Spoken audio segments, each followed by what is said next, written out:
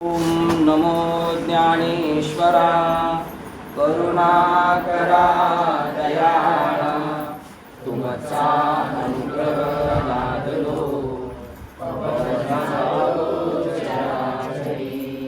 मी तो कला कुसरी काही जणे बोलतो वचने अति भाविक तुमचा अनुग्रह लादलो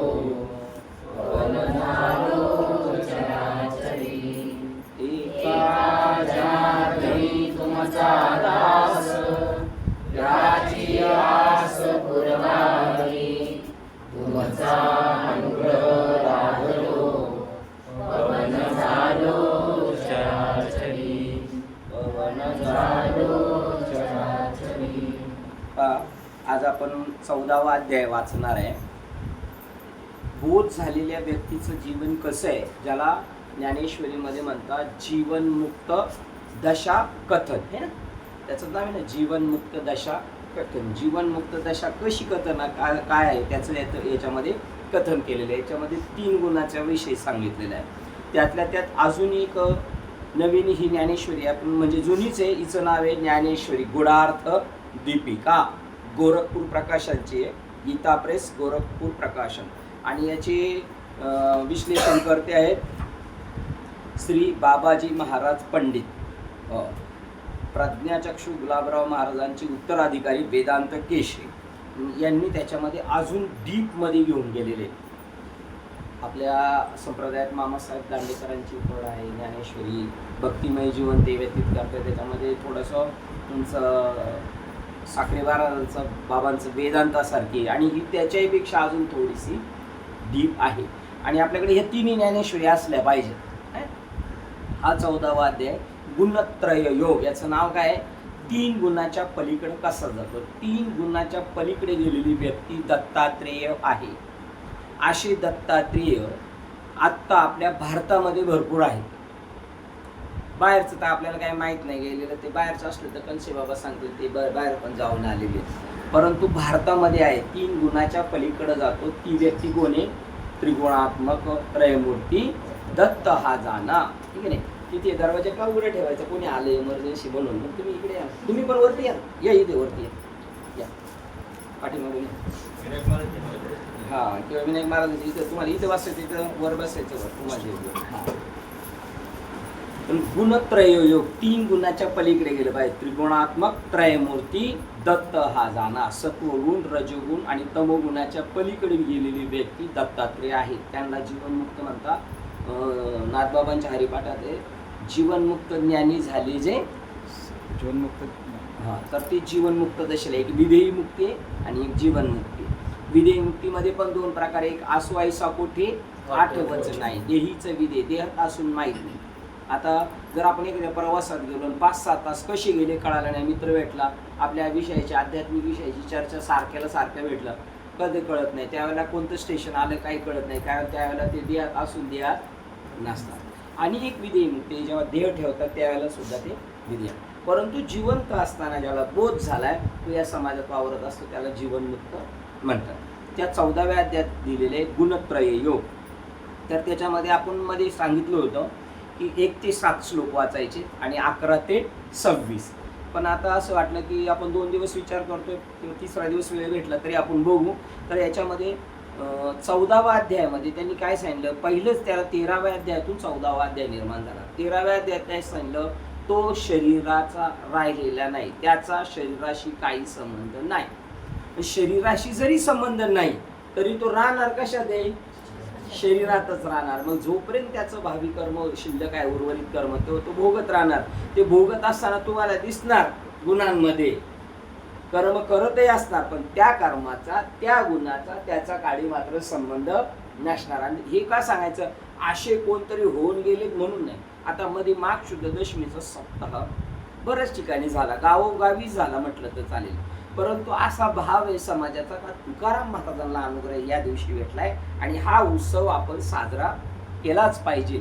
बस एवढी भावना आहे.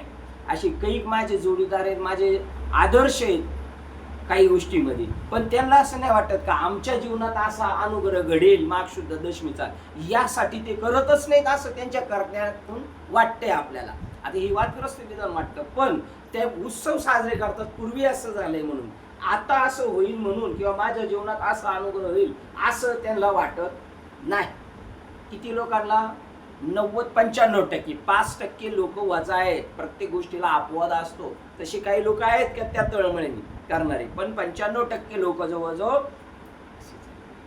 त्याप्रमाणे हा गुणत्रय योग आपल्या जीवनात घडावा, 14वा अध्याय आपल्या जीवनात उतरावा असं वाटण्यासाठी त्यांनी लिहून ठेवलेले आहे. आम्ही असे झालो, तुम्ही असे व्हा, आम्ही बी घडलो, तुम्ही बी घडा ना, याच्यासाठी. तर तो मनुष्य देहात नसणार, पण देहात दिसणार तुम्हाला.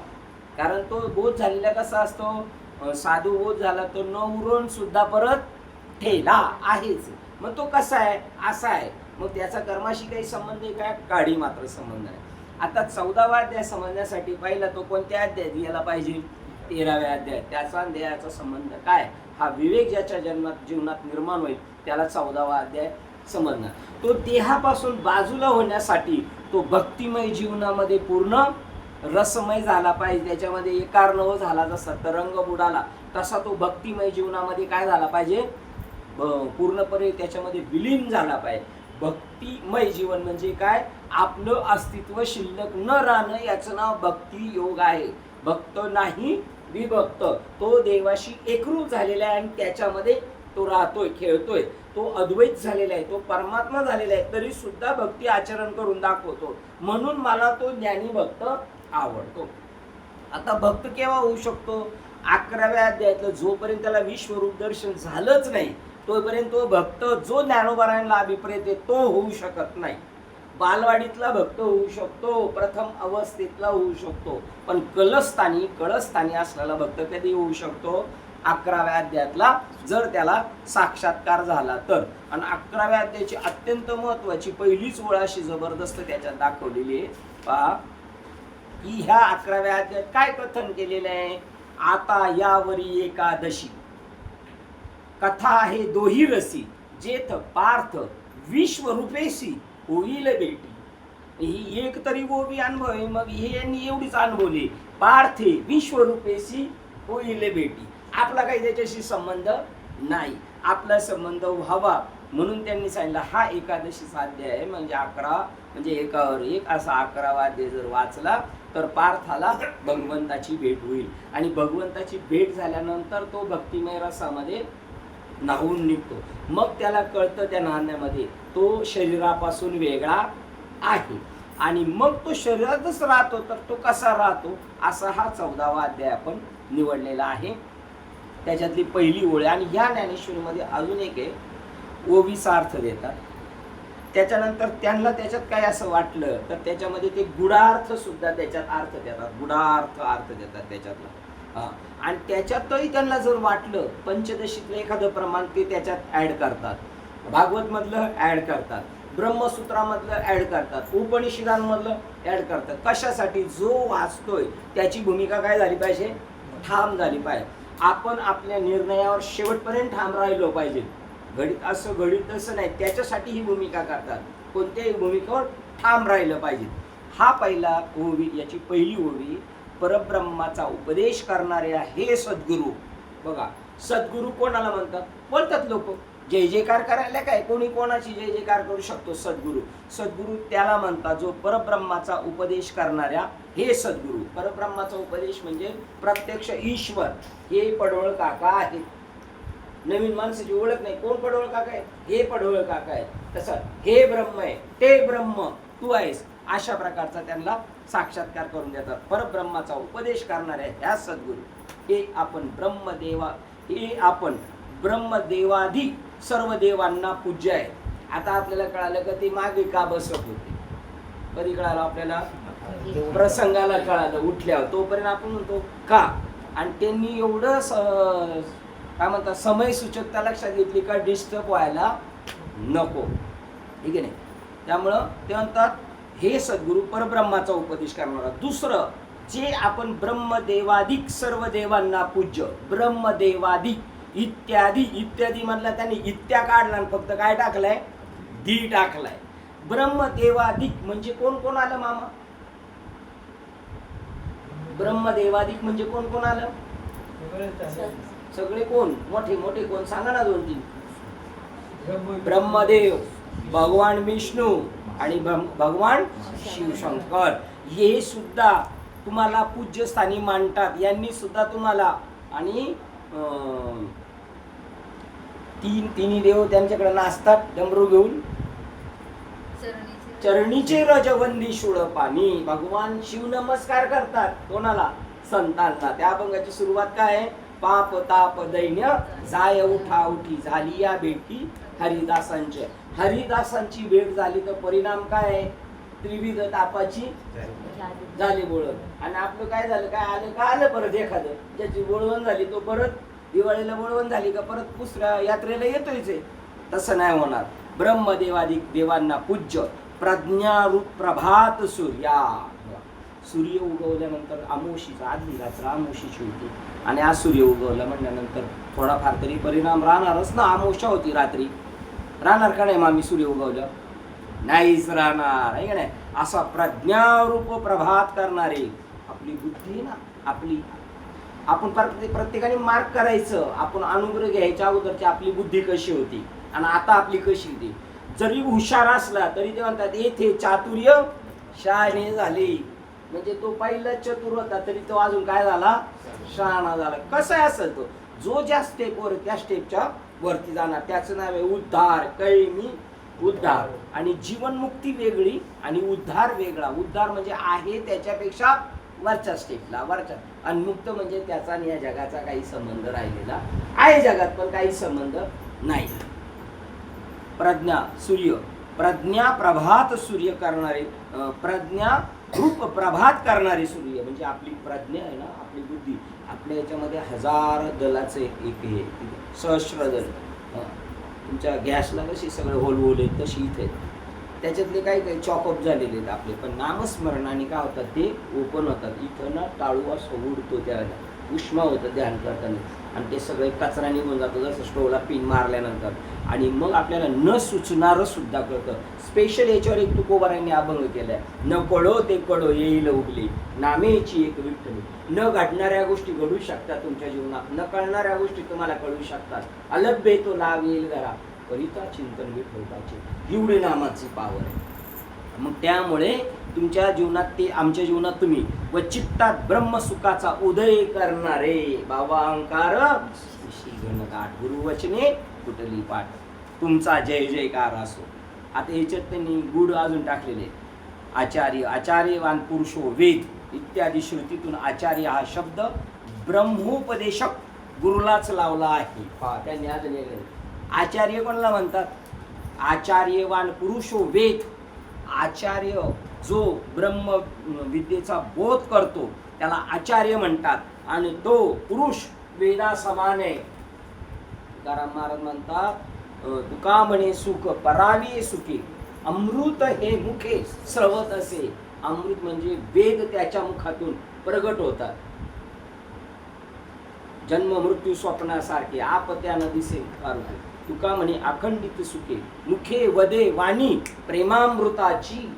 मुखातून तो वेद आणि त्यालाच ते म्हणतात आचार्य हा शब्द ब्रह्मोपदेशक गुरुलाच लावला आहे. मग आता बघा हिच्यात आचार्य वगळले का नाही सगळे डायरेक्ट यांनी ओपन करून टाकला. तर हे त्यांनी वेदातली एक श्रुती तिथे दिली. प्रज्ञा प्रभात सूर्या. ज्याप्रमाणे रात्रीचा अंधकार संपल्यावर पहाट करणारा सूर्य असतो त्याप्रमाणे श्री गुरु हे जीवाच्या ठिकाणी असलेले अज्ञानी अनादी अविद्या अंधकार नाहीसा करून ब्रह्मोपदेशाने परब्रह्माला व्यापणाऱ्या विद्यावृत्ती व शुद्ध बुद्धिरूप प्रज्ञेची पहाट करणारे सूर्य आहे. आता याच्यावर सुद्धा किती गण बोलणे. हे साधे शब्द नाही. ज्याप्रमाणे रात्रीचा अंधकार संपल्यानंतर पहाट करणारा सूर्य असतो त्याप्रमाणे हे जीवाच्या ठिकाणी असलेला अनादी अविद्या. आपल्या पाठीमागं अज्ञान कधीपासून चाललंय? 84 लक्षविणीपासून पाठीमागं चालले. अनादी अविद्या आपल्या मागे.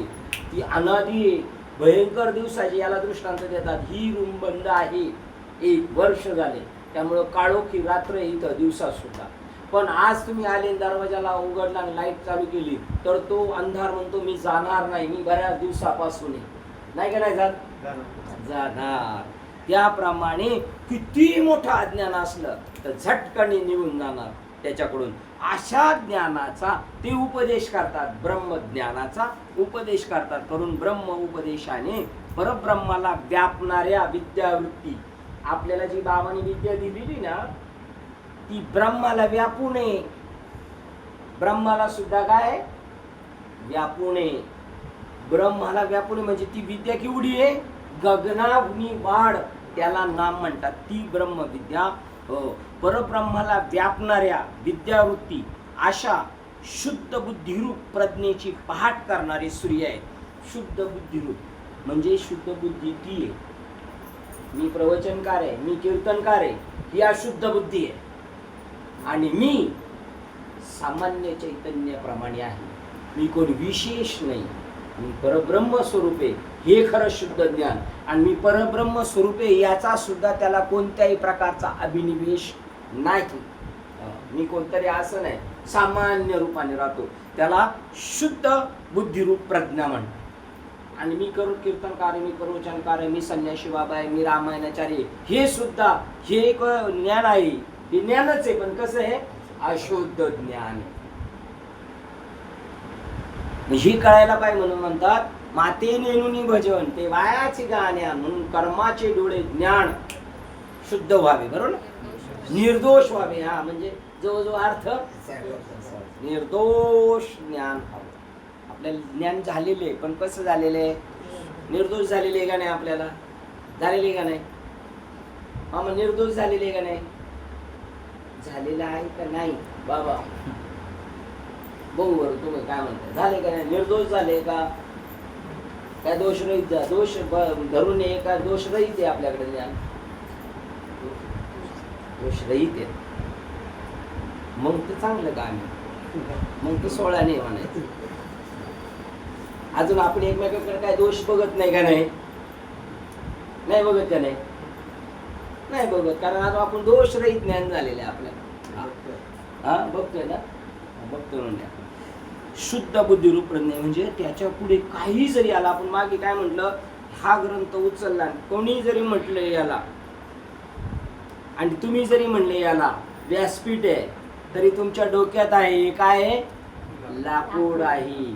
लाकूड आहे म्हणताना व्यासपीठ का गायब झाले याच्यावरचं, तुम्ही याचं नाव व्यासपीठ आणि याचं रूप वजा केलं आणि खाली काय शिल्लक राहिलं, लाकूड. तसं या जगाकडे पाहताने या उपाधी माझी गुप्त चैतन्य असे सर्वगत ते तत्वज्ञ संत स्वीकारतील. संत तत्वज्ञ ते आहेत जे तत्व स्वीकारतात, ठीक आहे.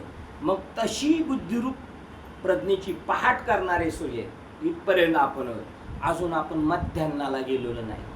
मध्यान्नाला गेल्यावर काय होतं माहिती का, 16व्या अध्यायात काय सांगितलं, मध्यान्नाला गेलो दुपारच्या 12च्या वेळेला आपली सावली कुठे, पुढे असते का मागे असते, मागे असते, पुढे असते, पाया खाली असते. ती सावली दिसत तशी देह बुद्धी आपली पुढे तुडवली जाते. मध्यान्ना ती ब्रह्मज्ञानाच्या पायाखाली काय, प्रपंच पायाखाली तुडू, कल्पनेची सासुतीचा बहुतची जाचू, देह भाव पायी ठेवून ब्रह्मपदी देवभाव कुठे ठेवला, मध्यान्ह.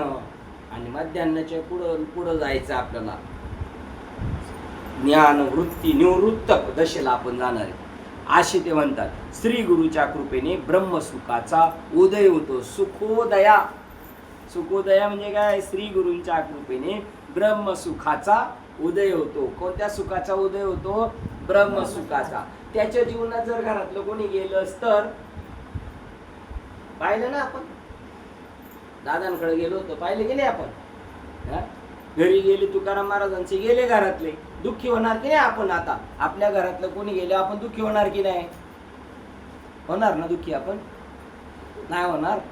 हा ते म्हणले बरे झाले देवा, निघाले दिवाळी, बाईल मेली बरी झाले, पोरे मेले बरे झाले. म्हणजे हा निष्ठुर माणूस आहे का काय म्हणते, कारण त्यांच्या दृष्टीने स्वप्नवत आहे. अंगठी मोडल्याचं दुःख तुम्हाला आहे आणि तुमची अंगठी मोडली म्हणून सोना रडत बसलाय काय? तू म्हणला बरं झालं गिऱ्हाईकाला 2 ग्रॅम घट, फायदा, नुकसान होत नाही.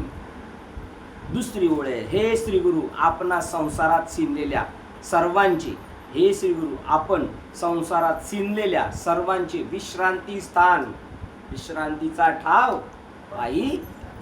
म्हणजे विश्रांती कुठे घेऊ शकतो आपण? कुणाचं गावाला चालतोय आणि एक झाड बऱ्याच वेळाने भेटलं कसं शांत, आणि तिथे बसल्यानंतर जर हवा आली तर आपण म्हणणार आला शीतळ शांतीचा. हा झाला व्यवहार.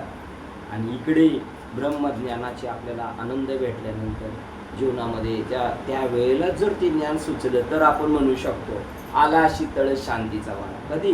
ज्या वेळेला आपण दुःखात होरपळतोय आणि त्याच वेळेला बोध निर्माण झाला आणि मी ब्रह्म म्हणल्यानंतर सगळं बाजूला गेलं, त्यावेळेला हे वाक्य येऊ शकतो आला शीतळ शांतीचा ब्रह्मस्वरूप शांत करतो. सोमभावाने शोभणारे अनेक लोकरूप लाटांना आधारभूत समुद्र हा. तुम्ही कसे? सोमभावाने शोभणारे अनेक लोकरूपी लाटांनी. आता आपल्याला ज्ञान झालंय सोम समजा, पण इतरांना झालंय का? नाही झालं. तरी त्यांना सुद्धा काय तुम्ही व्यापून आहे. ज्यांना ज्ञान नाही झालं ना ते बी बाबाच आहेत. ते बाबा म्हणजे कोणते? आपले सद्गुरू आहेत. आणि ज्यांना ज्ञान झाले ते सुद्धा, आता हे पटायला किती जड आहे आपल्याला, ज्यांना ज्ञान नाही झाले ते सुद्धा कोण आहे? सद्गुरूच आहेत आपले. पण कसे? ज्ञानाने समबुद्धी घेता समान, जे जे भेटे त्याप्रमाणे त्यांना आधारभूत आहेत. त्या तुमचा जय जयकार असो. तुमचा जय जयकार काय? सगळ्यांना तुमचा आधार आहे. ज्यांना ब्रह्मज्ञान कळलं त्यांना, ज्यांना नाही कळलं त्यांना सुद्धा. आणि कळलं आणि न कळलं हे सुद्धा एक मायेतलं वाक्य आहे. आम्हाला ब्रह्मज्ञान कळलं यांना नाही कळलं, हे सुद्धा मायेतलंच वाक्य आहे. नाही तर त्याच्याकडे नाही काय, आपल्याला नव्हतं कळालं तेव्हा कळालं नव्हतं काय, माहीत होतं पण आपल्याला विस्मरण झालं. तर त्याचं फक्त काय करून दिले त्यांनी? श्री गुरुच्या सहवासात सर्व संसार दुःखाचा विसर पडतो. म्हणजे सर्व दुःखी नाहीशी होतात व सोमभावाची प्रतीती येते. प्रतीती या शब्दाचा अर्थ काय? अनुभूती येते. आणि त्यांच्या सहवासात, श्री गुरूंच्या सहवासात, म्हणजे नाम हे आपले श्री गुरु आहे, नाम हेच देव आहे आणि नामच आपण आहोत. नाम हेच आपले सद्गुरू आहेत, नाम देव आहेत आणि नामच आपण आहे. पण त्यांच्या सहवासात म्हणजे नामाच्या सहवासात, गुरूंच्या सहवासात, देवाच्या सहवासात एकार्णव झाला आणि मग सगळ्या दुःखांची शांती होऊन जाते. म्हणजे दुःख शिल्लक राहत नाही आणि मग अवघेची त्रैलोक्य आनंदाचे. दुःखाचा विसर पडतो म्हणजे सर्व दुःखे नाहीशी होतात व सोमभावाची प्रतीती येते. म्हणजे मी ब्रह्मरूप आहे, मी ब्रह्मरूप आहे, मी ब्रह्मरूप आहे असं काय होतं? ठाम होऊन जात. सर्व ब्रह्मांड श्री गुरुच्या सत्तेवर भासते. हे सगळं जग कोणाच्या याच्यावर भासतंय? त्यालाच कधी कधी म्हणतात सत्य तू, सत्य तू, सत्य तू कागा हा दाविला जगत आकारू. ते देव आणि संत आता दोन्ही एक धरून ते म्हणतात की सर्व ब्रह्मांड कोणाच्या सत्तेवर चाललेले आहे? श्री गुरूंच्या. येथे परमेश्वराच्या ऐक्याने श्री गुरुचे स्तवन केले आहे. येथे आता ज्ञानेश्वर महाराज मी जे त्या गुरूंना नमन करतोय ते भगवंताशी ऐक्य करून मी गुरूंचं स्तवन करतोय. मी गुरूंपासून वेगळा राहून, देवापासून वेगळा राहून असं करत नाही. या तिघांचं काय झालेलं आहे? ऐक्य झालेलं आहे. कोणाचं कोणाचं? देवाचं, दुसरं सद्गुरू आणि तिसरा मी. आणि या ठिकाणी जो स्नान करतो त्याला म्हणतात त्रिवेणीचे स्नान. या तिघांचा मिलाप, देवाचा, भक्ताचा, तुका म्हणे देव भक्ताचा संगम. तेथे ओघ नाम त्रिवेणीचा. देव भक्त हे ओपन आहे आणि नाम कसं आहे? गुप्त आहे. गंगा यमुना प्रगट आहे आणि सरस्वती गुप्त आहे. अशा ऐक्यावर राहत होतो. येथे परमेश्वराच्या ऐक्याने श्री गुरूंचे स्तवन केले आहे. श्री गुरु म्हणजे परमेश्वराचे स्वरूप होय. आता आपला पहिला भाऊ पुढे करतात ते श्री गुरु म्हणजे काय आहे? परमेश्वराचे स्वरूप आहे. आणि हा म्हणतो माझ्या विठोबाचा कैसा प्रेम भाव आपणची देव होय गुरु. गुरुर ब्रह्मा गुरुर विष्णू गुरुर देव महेश्वरा, गुरु साक्षात परब्रह्म. असं म्हटल्यानंतर गुरुजी म्हणतात होय होय मी ब्रह्म आहे. आणि यादव कुठं गेला होतास असं नाही म्हणणार ते. यादवला काय म्हणणार ते, तुम्ही सुद्धा परब्रह्म आहात. पण पहिले याला लगेच कळालं नसतं ना मी परब्रह्म आहे म्हणून त्यांनी थोड्या वेळासाठी मोठेपणा घेतला आणि मग ते म्हणले मी परब्रह्म आहे असं आहे ना तर मीच तुला सांगतो तू सुद्धा कोण आहेस, परब्रह्म आहेस. श्री गुरु म्हणजे परमेश्वराचे स्वरूप आहे हे दाखवले आहे. हे श्री गुरु माझी विनंती आहे का, आपण दीन दुःखितांचे बंधू कैवारी. दीन दुःखितांचे आता जनरल दुःख सगळ्यांना येते जन्म मृत्यू आणि ठराविक लोकांना खाण्यापिण्याचे, काहींकडे भरपूर आहे त्यांना नाही पण काहींना आहे. ह्या सगळ्या दुःखांचं ते निवारण करतात. एखादा गरीब असेल ना त्याला पण ते जवळ घेऊन पहिले त्याची ते भागवणार आणि त्याला जन्म मृत्यूचं सुद्धा दुःखातून निवृत्त करणार. अखंड करुणेचे समुद्र, अखंड त्यांच्याकडे जी करुणा आहे ती खंडरहित नाहीये. आता घडीवर असं आहे घडीवर तसं आहे, अखंड करुणा आहे त्याच्यामध्ये खंड नाही. तुम्ही आज आपण त्यांची चांगलं वागलो आणि उद्या नाही वागलो तरी त्यांना काय घेणं त्यांना नाही. ते त्यांच्यामध्ये मस्तीमध्ये ते अखंड करुणेचे समुद्र. अखंड का समुद्र, सगळ्या नद्या आटतील पण समुद्र कधी आटणार असे ते आहेत. त्यांची त्याचं नाव आहे कृपाळू सज्जन. तुम्ही कृपाळू उदार माझा ज्ञानेश्वर. अखंड करुणेचे समुद्र व स्पष्ट प्रगट झालेली जी ब्रह्मविद्या हीच कोणी वधू आणि त्या वधूचे ते पती आहेत. पती आहेत म्हणजे आपल्या गावाकडे म्हणतात हे आमचे मालक आहे. मग हे ब्रह्मविद्येचे कोण आहेत, मालक आहेत, सौदागर आहेत. ब्रह्मविद्येला कुठं पाठवायचं कुठे ठेवायचं हे त्यांच्या हातात आहे. त्या ब्रह्मविद्येचे मालके, त्या दुकानाचे मालके. घातला दुकान देती आलियासी दान. निरंतर कारुण्य सिंधू श्री गुरूंचे केवळ श्री गुरु केवळ करुणेचीच मूर्ती असते.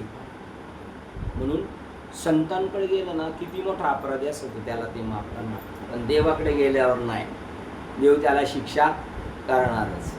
मग ते अखंड करुणेची मूर्ती आहे. ते कधीही त्यांच्या जीवनात कोणाविषयी राग रुसवा नसणार.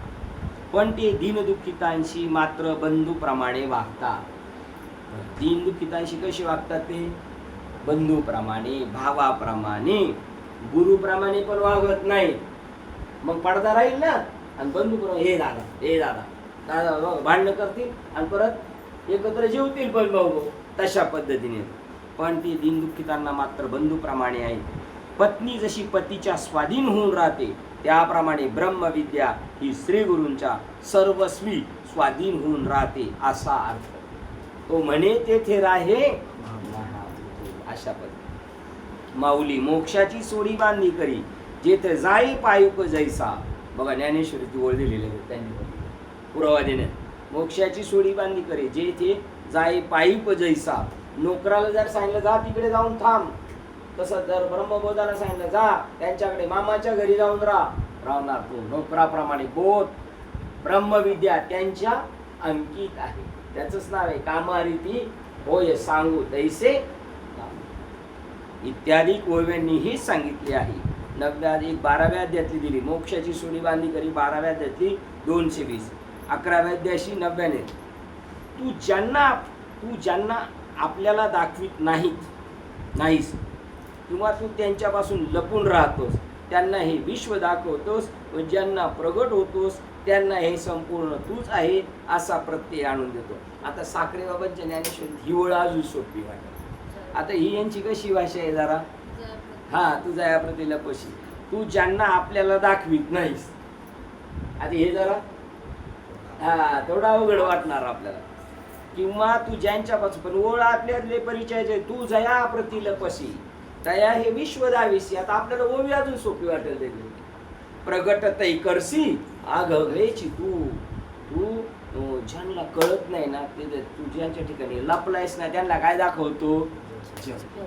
मग आपण काय घाबरायचं नाही. आपण म्हणतो का रे देवा लपाच्या पी घेतो काय आमच्याशी, हे गेले. आता आपल्याला जग दिसलं, माणसं दिसले तरी आपण काय समजायचं, देव लपाच्या पी घेतोय. कोण लपलाय आता? हा, देव लपला आणि मामा दिसते. देव लपला आणि कोण दिसतंय? आणि जर देव प्रगटच झाला तर मामा दिसणार नाही. कोण दिसल बघ? सगळं जग देव दिसलं पाहिजे. सगळं जग देव दिसलं पाहिजे. दिसलं पाहिजे म्हणजे असं डोळ्यांनी काय दिसणार का? डोळ्यांनी जे आहे तसंच दिसणार. पण बुद्धिरूपी डोळ्यांनी काय? बुद्धिरूपी डोळे 4थ्या अध्यायातला 33 नंबरच्या श्लोकच्या खाली डोळे, ही बुद्धिरूपी डोळे, त्यांनी ते कळू शकतं एरवीना.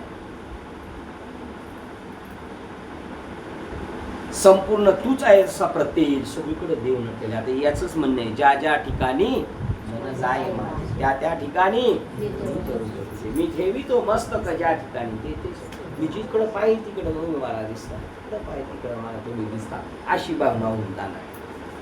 प्रगटतही करसी अगवेची तू त्रिगुणात्मक प्रतीती अज्ञानजन्य असून. चांगला माणूस आहे असं रजोगुणी तमोगुणी.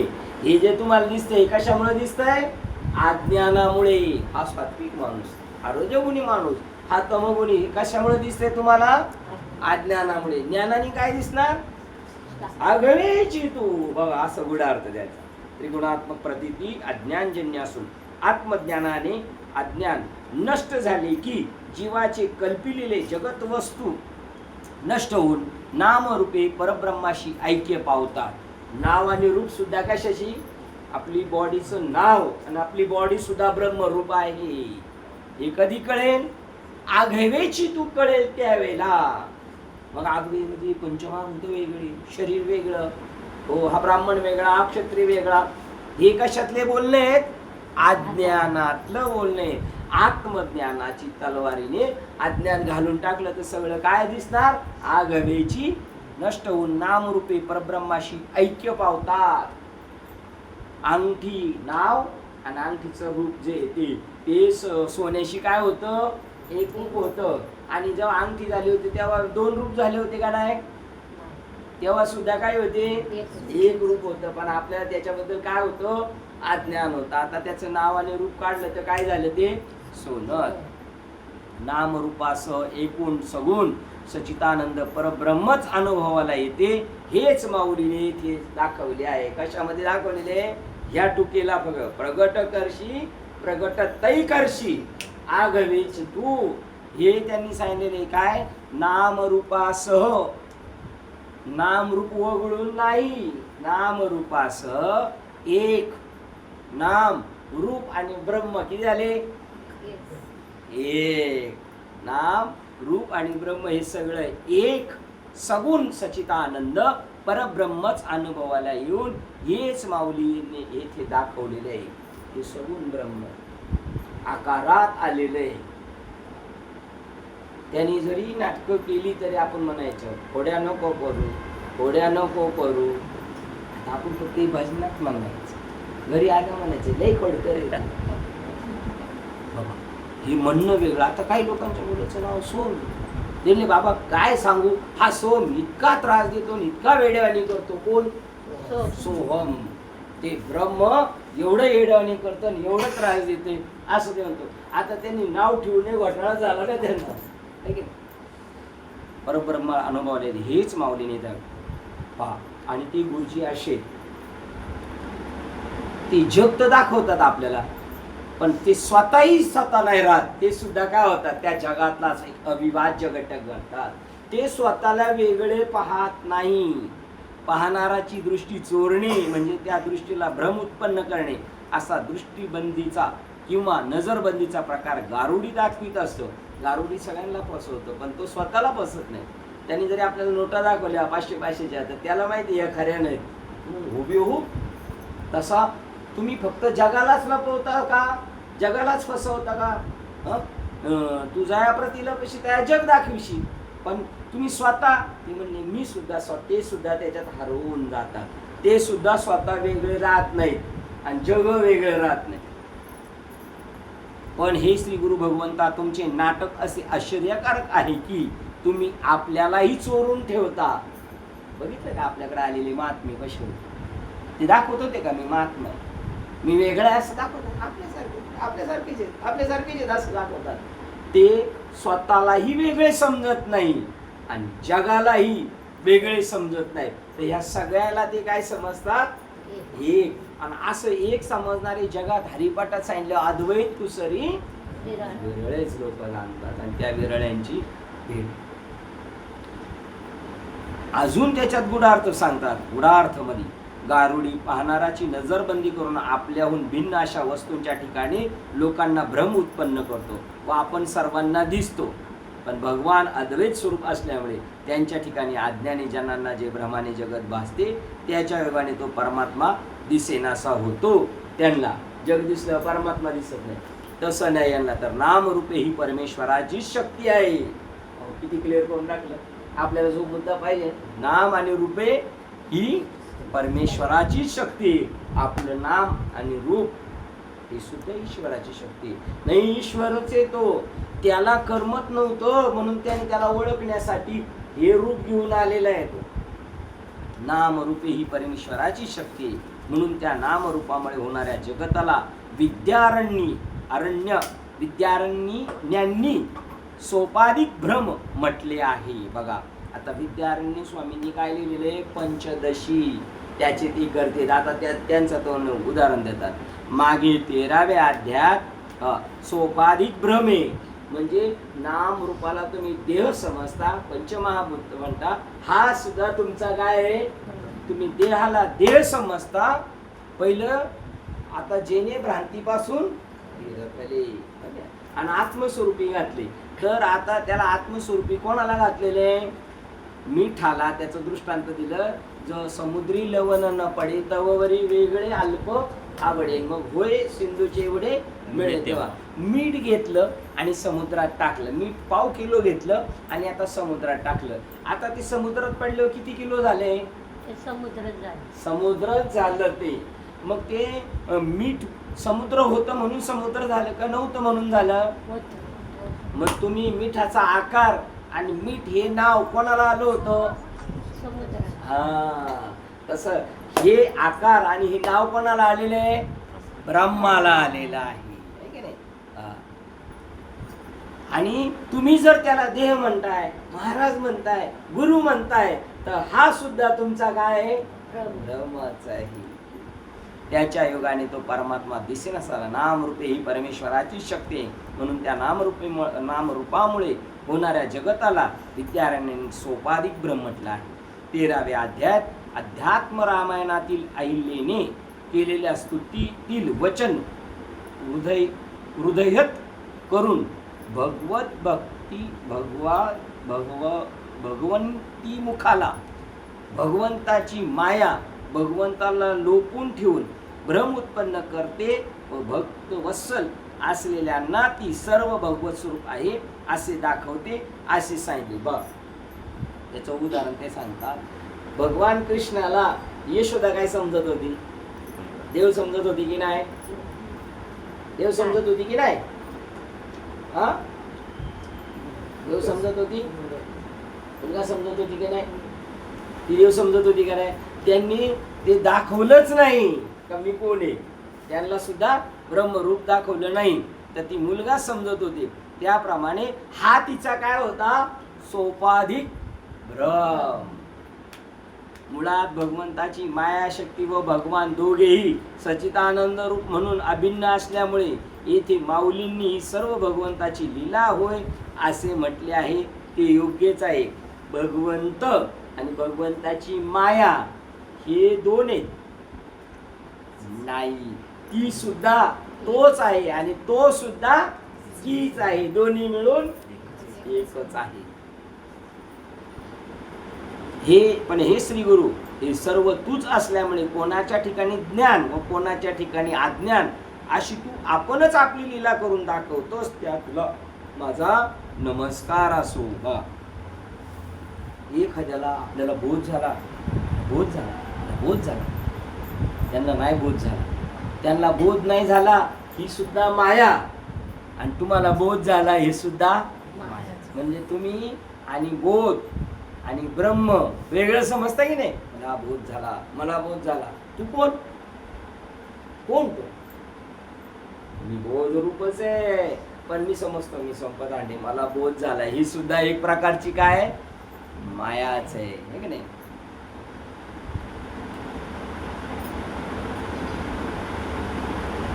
आणि अजून एक याच्यात मध्ये गुण सांगितलं त्यांनी, काय ज्याला ज्ञान झाला त्याच्या ठिकाणी हे श्री गुरु तू सर्व असल्यामुळे कोणाच्या ठिकाणी ज्ञान आणि कोणाच्या ठिकाणी अज्ञान अशी तू आपणच आपली लीला करून दाखवतोस. मग ज्ञान मिळणं ही सुद्धा कोणाची इच्छा आहे? सद्गुरूंची. आणि एखाद्याला नाही मिळलं ही सुद्धा कोणाची इच्छा आहे? किती माणसं आहेत आपल्या जवळची, बाबाजी चैतन्यांच्या जवळची माणसं किती माझ्या जवळची. मी म्हणलं हे बरं, त्यांची बाबाजी चैतन्य आपल्यापेक्षा जास्त श्रद्धा आहे, तरी बाबाजी चैतन्य म्हणतात यांना ज्ञान द्यायचं नाही. असं हो, या युक्तीप्रमाणे द्यायचं किंवा नाही द्यायचं हा स्वतंत्र. तुमच्या इथं एकदा आले त्या आप्पा आणि एक मनुष्य आले, एकाला घेऊन यांना अनुग्रह द्या, तेव्हा यांना अनुग्रह नाही द्यायचं. आणि त्याला किती पटवलं आपण, चल बाबा आमचे बाबा आले. आता याची पण अडचणच झाली ना. तो खाली गेल्यावर रुसला, पुढे घेऊन आला, मला तू नाम नाही घेऊन. त्याला बोलून दिलं, परत त्याला वरती घेऊन आलं. जो जामीनदार होता, महाराज इथं नाही म्हणून तू म्हणशील ते आल्यावर त्यांना देईल, पण तरी सुद्धा त्याला द्यायचं नाही. हा काय निकरच आहे, द्यायचं किंवा नाही द्यायचं हा स्वतंत्र त्यांच्या हातात. आणि ते सुद्धा तू लीला करून दाखवतोय. याला बोध झाला आणि हा असाच आहे. वास्तविक कोणाला बोध होत नाही, कारण अबोध कोणाकडंच नाही, सगळं इथून तिथून ते. पण हे कोणत्या वेळेला आहे? हा मार्ग चढून चढून पूर्ण जिन्याच्या वर त्या टेरेसवर गेलाय, त्याच्यासाठी हे वाक्य. नवीन सुरुवात करताना आपल्याला त्या मार्गाने जावंच लागेल. बघ आता या मांडुक्य उपनिषदातलं आता दिलं, मध्ये कशाचं दिलं तर रामायणातलं एक दिलं होतं, त्याच्यानंतर विचारसागर मधलं विद्यारण्यक स्वामींचं दिलं होतं, आणि आता देतात मांडुक्य उपनिषदामधलं दुसरं 32. आता आपल्याला माहित असतं, आपण दुसरा 2:32 आणला असतं आणि पाहिलं असतं की नाही. मांडुक्य कारिका, या मांडुक्य कारिकेत सांगितल्याप्रमाणे जग नाही. मांडुक्य कारिकेत काय सांगितलंय? जग. मग तुम्हाला आपल्याला दिसतंय हा आपला काय आहे? सोपाधिक ब्रह्म. सोपाधिक फक्त सो काढल्यावर तुम्हाला आपल्याला लवकर कळेल. सो काढल्यावर काय राहिलं? उपाधिक ब्रह्म. कोणता ब्रह्म? या उपाधीमुळे ब्रह्म. आता तुम्ही वाघमोडे बाबा आहे, आता वाघमोडे बाबांना वाघ येऊ नये तर कोणी येऊ, काय घाबरणार आहे ते? उलट वाघच घाबरून पळून जाईल, कारण तो काय म्हणेल, हे मला काय करतील? मोडतील. तसं हे जग तुमच्या डोळ्यापुढे उभं राहू शकत नाही. अदृश्य तेच झाले काही म्हणून टाकणार त्यात. सश्याचे कान कापायला काय किती कोणता हत्यार लागल? मामांनी काल लाईट जॉईन केली, गेलेली लाईट, संतांच्या मंदिरातली लाईट गेलेली मामांनी जॉईन केली. मग सश्याचे कान कापायला कोणता हत्यार पाहिजे? सश्याची शिंग कापायला? हा, तसं जग नाहीये. ते जग नाही म्हणायला किती श्रम लागतोय पण आपल्याला. सश्याला शिंग नाही हे कशासाठी सांगितलंय आपल्याला? जग नाही म्हणून सांगायला. जग आहे आणि सश्याला शिंग नाही, हे आपलं फिट झालेले. म्हणजे काय झालं, गावाला आमच्या म्हणायची तू पहिलं नवीन कीर्तन करायचं, मी तर म्हणजे तू नुसतं पुस्तकातलं सांगतो, पुस्तकात यांना जरा दुसरं सांगायचं. मग दुसऱ्या दिवशी पाथीवर विषय निघतात, बाबाने कसं असवलं, कशी गोष्ट सांगली. म्हणजे गोष्ट ऐकणे कशासाठी असते? सिद्धांत कळण्यासाठी. गोष्ट म्हणजे दृष्टांत असतो कशासाठी? सिद्धांत समजण्यासाठी, आहे की नाही. मग सश्याला कान शिंग नाहीत की नाही, आणि जग आहे की नाही? जग नाहीये हे पटवून देण्यासाठी सश्याला कान शिंग नाहीये. तर ते शिंग काय दिसतात त्याचं उत्तर मी बोललोय. त्याचं कानासो वरती केल्यामुळे लोकांना काय वाटतं? मांडुक्य कारिकेत सांगितल्याप्रमाणे जग नाही, जग नव्हे. दूध मुराले माझे विस्तारलेपणाचे नावे, ते जगत नव्हे आगवे. दूध मुराले जग नव्हे सागवे. जग नाहीच, नाहीच आता हे जर यांना जर त्याच्यात आपण तिकडे गेलो ना, जग नव्हेच आगवे याच्यावर ते बरं टिप्पणी देणार, त्याच्यावर एक प्रवचन होईल. नाही काय विचारायचं. त्याप्रमाणे जग नाही, जगाची उत्पत्ती नाही, जगाचा जन्मच नाही झाला, प्रलय नाही, आणि कोणी बद्ध नाही, कोणी साधक नाही, कोणी मोक्ष नाही, कोणी मुक्त नाही, एक अविच्छिन्न आत्मस्वरूपच आहे. जगाचं प्रगट नाही झालं, देव प्रगट नाही झाला. सांगा, रश्शी पडलेली आणि रश्शीवर आपण विचार करा, कोणता साप आहे हा, हा कोणता साप आहे, हा कवड्या आहे का, डोंबे आहे का, गव्हाळ्या साप आहे, कशावर. हा बर, मग घाबरली, आणली काठी, मार मार मारला, आणि मग पाहिलं तर रश्शीचे. मग तो साप मारला का नाही, आणि साप होता का, भ्रम होता. तसं जग हे भ्रम आहे. साधक, मी साधक आहे हा सुद्धा काय भ्रम आहे, आणि मी मुमुक्षु आहे हा सुद्धा, आणि मी गुरु आहे हा सुद्धा भ्रमच आहे. मग खरं काय, सगळं जगामध्ये ब्रह्म दिसे उघडी. जग नाही, हे कोणी वेगळं नाही, सगळं एक आहे. जगात पाणी जे ओलेपणाने दिसते ते तुझ्याच आर्द्रतेमुळे गोड आहे. पाण्याला कोण, पाणी म्हणजे काय, पाण्याचं मूळ स्वरूप काय, मूळ स्वरूप काय पाण्याचं, पातळ पाणी. हा, मग मूळ काय त्याचं, कशातून पाणी निर्माण झालंय, पाण्याचं मूळ स्वरूप काय. हा, मग तुम्ही मामाला मी विचारलं काल, तुम्ही गरम पाण्याने आंघोळ करता का थंड पाण्याने आंघोळ करता, तुम्ही आंघोळ कशाने करता, पाण्याने करता का ब्रह्माने करता. ब्रह्माने आंघोळ. तांब्या घेतला का, अरे काय काय सांगा, आता तांब्यात काय घेतले, ब्रह्म. पाणी हे कशाचं मूळ स्वरूप आहे, ब्रह्माचं, आणि पाणी आहे हा तुमचा सोपाधिक ब्रह्म आहे. रोज ब्रह्माने आंघोळ, जुळलं पैसे खेळणं, ब्रह्म खेळणं म्हणजे आंघोळी बसून खेळणं. तुझ्या क्षमा गुणामुळेच पृथ्वीच्या ठिकाणी क्षमा गुण आलेला आहे. पृथ्वीमध्ये क्षमा आहे, शांती आहे, ती काय ब्रह्माचं स्वरूप आहे, त्याचं स्वरूप आहे. म्हणून तिला नांगरा, त्याच्यावर काही पण घाण करा, चांगलं करा, यज्ञ करा, तरी काहीच कंप्लेंट नाही, असा शांत क्षमाशील आहे. एक प्रमाण डायरीत लिहिलेले बघा आपण, दया क्षमा शांती, तेथे देवाची असते, पण साधूच्या बद्दल आहे.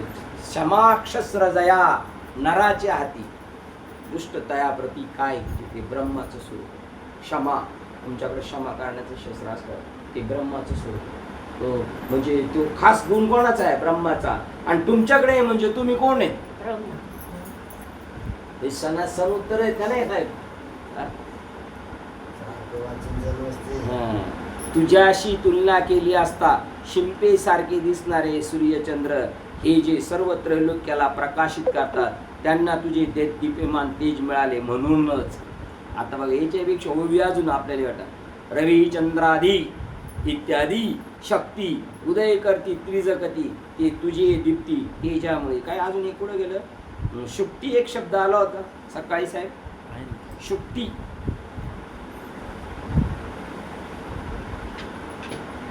रवी चंद्राधिक शक्ती हे शिंपले आहेत दोन, सूर्य आणि चंद्र काय आहेत, शिंपले आहेत. आणि शिंपलीवरची चकाकी कधी दिसते, सूर्य असेल तर, किंवा रात्रीचा चंद्राचा प्रकाश असेल तर चमचम करणार. तसं आत्म्याची शक्ती आहे, म्हणून शिंपली जशी चांदी दाखवते किंवा दृष्टिक्षेपात आली, तशी सूर्य आणि चंद्र यांना त्याची शक्ती आहे. त्या शक्ती पुढे हे कोण आहेत, शिंपले आहेत. कोण कोण, सूर्य आणि चंद्र. हा, शक्ती झाली इथं, शक्ती झाली साहेब, शक्ती केलं पाहिजे. आता हे यांनी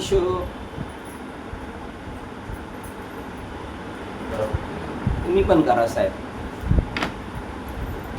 तरी म्हणलं काय झालं, इथं रविचंद्राधिक शुक्ती आणि इथं काय दिलं होतं, फक्त उकार नव्हता दिला. त्यामुळं ते तेच आहे परी भेटे ना गे माया असं झालेलं नाही. तुझ्याशी तुलना केली असता शिंपेसारखे अर्थात दिसले. सूर्यचंद्र हे सर्व त्रैलोक्याला प्रकाशित करतात.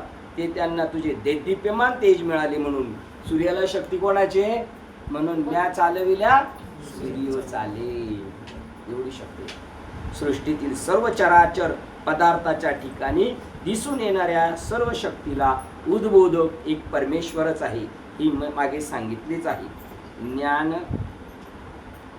कशामध्ये सांगितलेले आहे, हे दुसऱ्या याच्यातलं दिलेले सर्व बघा. हे न्यागुदी अध्याय 11 ज्ञानेश्वर. हा बघा साहेब कसे बघा, ऐक अशी माणसं पाहिजे. बरोबर काय साहेब, तुम्ही पण काय बोलले नाही. हे जवळच आहे. पण सृष्टीतील सर्व चराचर पदार्थाच्या ठिकाणी दिसून येणाऱ्या सर्व शक्तीला उद्बोधक एक परमेश्वर आहे. हे मागे सांगितलेच आहे. मागे सांगितले याच्यातून कळायला पाहिजे. मागे म्हणजे 11व्या अध्यायात सांगितले. वायू इकडे तिकडे वाहतो, हे देवा तुझेच बळ होय. आकाशही तुझ्यामुळेच लपाछपीचा खेळ. आकाशही तुझ्यामध्येच लपाछपीचा खेळ खेळते. गुरुजींमध्ये आकाश लपाछपी खेळते. म्हणजे गुरुजी केवढे, आकाशापेक्षा मोठे. नव तुझ माझी खेळे लपी थपी. आधारभूत भगवंताची सत्ताच अज्ञानी जीवाने कल्पिलेल्या सृष्टीला अवकाश देणारी अशी आकाश रूपाने अज्ञानी लोकांच्या प्रत्ययाला येते. काय येते, सत्ता नाही येत. आकाश लपाछपी खेळते आपल्याशी. काय म्हणून ते डोळ्यापुढे येते आपल्या, आकाश. आणि आहे कोणते, ब्रह्म. आणि ते आपल्याकडे ते फसवते.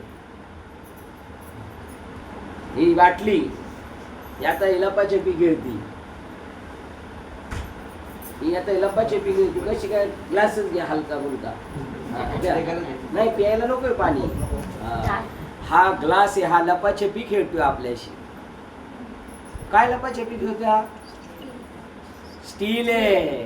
पण हे लपाछपी खेळते ना आपल्याला काय करते, फसवते. आपल्याला ग्लास म्हणून हे फसवतय. आणि आपण जर म्हणले स्टील आहे तर बरोबर आहे. पण जर आपण व्यवहारात गेलो याला स्टील म्हणून हे ग्लास नाही तर लोक म्हणतील याला पहिले येड्याच्या हॉस्पिटलमध्ये घेऊन जा. मग ही जी जेवढी जगातली रूप दिसतात याचं मूळ स्वरूप काय आहे, ब्रह्मा. आत्मज्ञानानंतर हे आकाश केवळ सत्ता रूपाने ज्ञानी लोकांच्या प्रत्ययाला येते. हेच आकाशाचे परब्रह्माच्या ठिकाणी लपाछपीचा खेळ खेळणे. आकाश म्हणून आपल्या पुढे आले. ओळख मला म्हणते.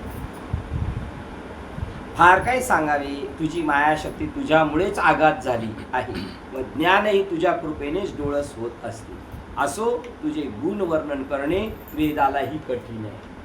सद्गुरूंचं स्वरूप म्हणजे आत्म्याचं स्वरूप वेद सुद्धा वर्णन करू शकत नाही. डोळस म्हणजे ब्रह्म साक्षात्कार करण्याजोगे किंवा परब्रह्माला जाणण्याजोगे. बघा जो डोळस कोणाला म्हटलेले आहे, जो म्हणजे परब्रह्म साक्षात्कार करण्याजोगी किंवा परब्रह्माला जाणण्यायोगी. तुझ्या स्वरूपाचा प्रत्यय येत नाही तोपर्यंत वेद तुझी स्तुती करणारा आणि गौरवास पात्र होतो. आणि तुझा प्रत्यय आला की वेद व आम्ही दोघेही एका मौनाच्या पंक्तीला बसतो. आम्ही दोघे कोण करते गुरुस्तवन, ज्ञानेश्वर नारायण. वेद काय बोलत नाही, श्रुती काय बोलत नाही. आणि आम्ही सुद्धा, आम्ही जेव्हा त्या पूर्ण समुद्राशी समरस होऊ. यालाच वर्णन दिले ज्ञानेश्वरीमध्ये. 3 मिठाच्या हातीन केल्या आणि त्यांना समुद्राची लांबी रुंदी आणि 1 महिन्याच्या आत रिपोर्ट आला पाहिजे. आणि 1 महिन्याने गेलो एकही वर यायला तयार नाही. का, ती समुद्र झाली. कारण ते पहिलेच कोण होते आणि ते आतमध्ये गेले तेव्हा कोण होते, पण दिसत कोण होते, हत्ती.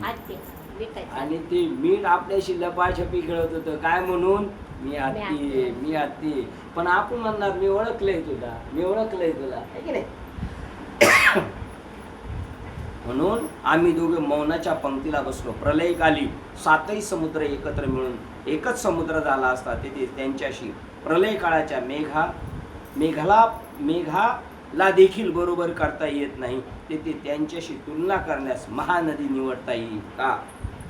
म्हणजे पा मी एक थेंबूट आहे ज्ञानेश्वर महाराज, आणि ही वेद आणि श्रुती काय आहेत, मोठमोठ्या नद्या आहेत. पण जेव्हा प्रलय काल होतो, सगळं आकाशापर्यंत पाणीच पाणी होतं, तेव्हा त्याचं वर्णन करायला त्या शिल्लकच राहत नाही. कोण? महानद्या. तिथं थेंबुटा लाट काय वर्णन करू शकतो, गावचा वडा काय वर्णन करू शकतो?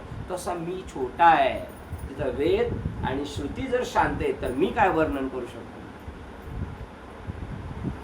किंवा सूर्य उगवल्याबरोबर चंद्र जसा त्याच्यामुळे काजव्यासारखा होतो, तशीच आमची व वेदाची तुझ्याशी तुलना होऊ शकते. बघा, ते जसे काजवा सूर्यापुढे काय चालणार, ते सदुर्वाशे निवृत्तीनाथ, आणि त्यांच्या पुढे मी काय त्यांचं वर्णन करू शकतो?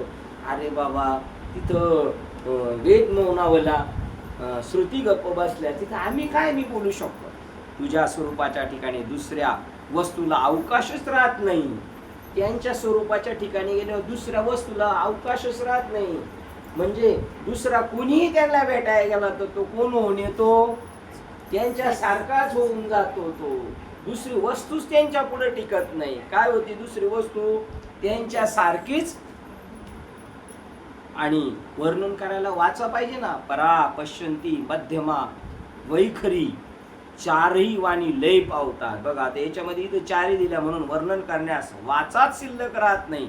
त्या स्वरूपाचे कोण्या मुखाने वर्णन करता येईल? बघा, इथं ती वाक्य वर दिली. आणि दुजिया थाव मुडे, दुजिया थाव मुडे म्हणजे त्यांच्याकडे दुसरा गेला का तो काय होऊन जातो? त्यांच्यात विलीन होतो. दुजियाचा थाव मोडे म्हणजे द्वैत मोडून अद्वैत होऊन जातो. जे तर परेशी वैखरी उडे, परेशी, पराशी, वैखरी म्हणजे त्या मधल्या दोन, मध्यमा आणि पश्यंती, ती बुडून जाते. तो तू मा कोण तोंडे, त्याच्या पुढे तू मा कोण तोंडे, मी आणि तू कशाने वाना वासी, कशाने तुझं वर्णन करू शकतो? तिथे आपली वाचा सुद्धा काय होऊन जाते,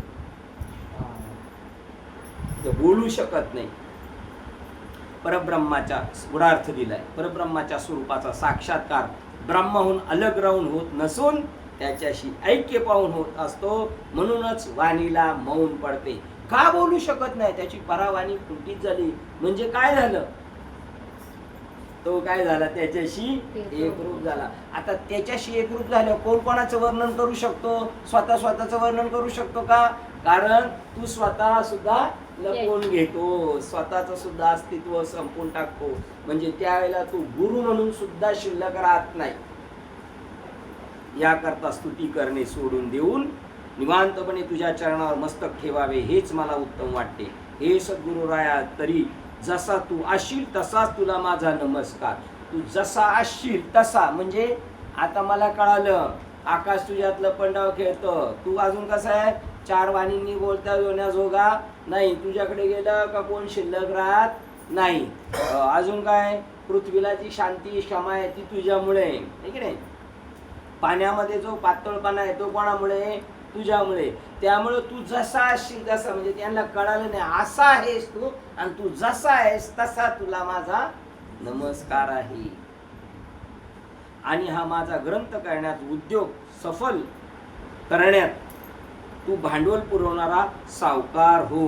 बघा, आता मी जो ग्रंथ करायचा लागलो तर मला सावकार म्हणजे काहीतरी भांडवल दे.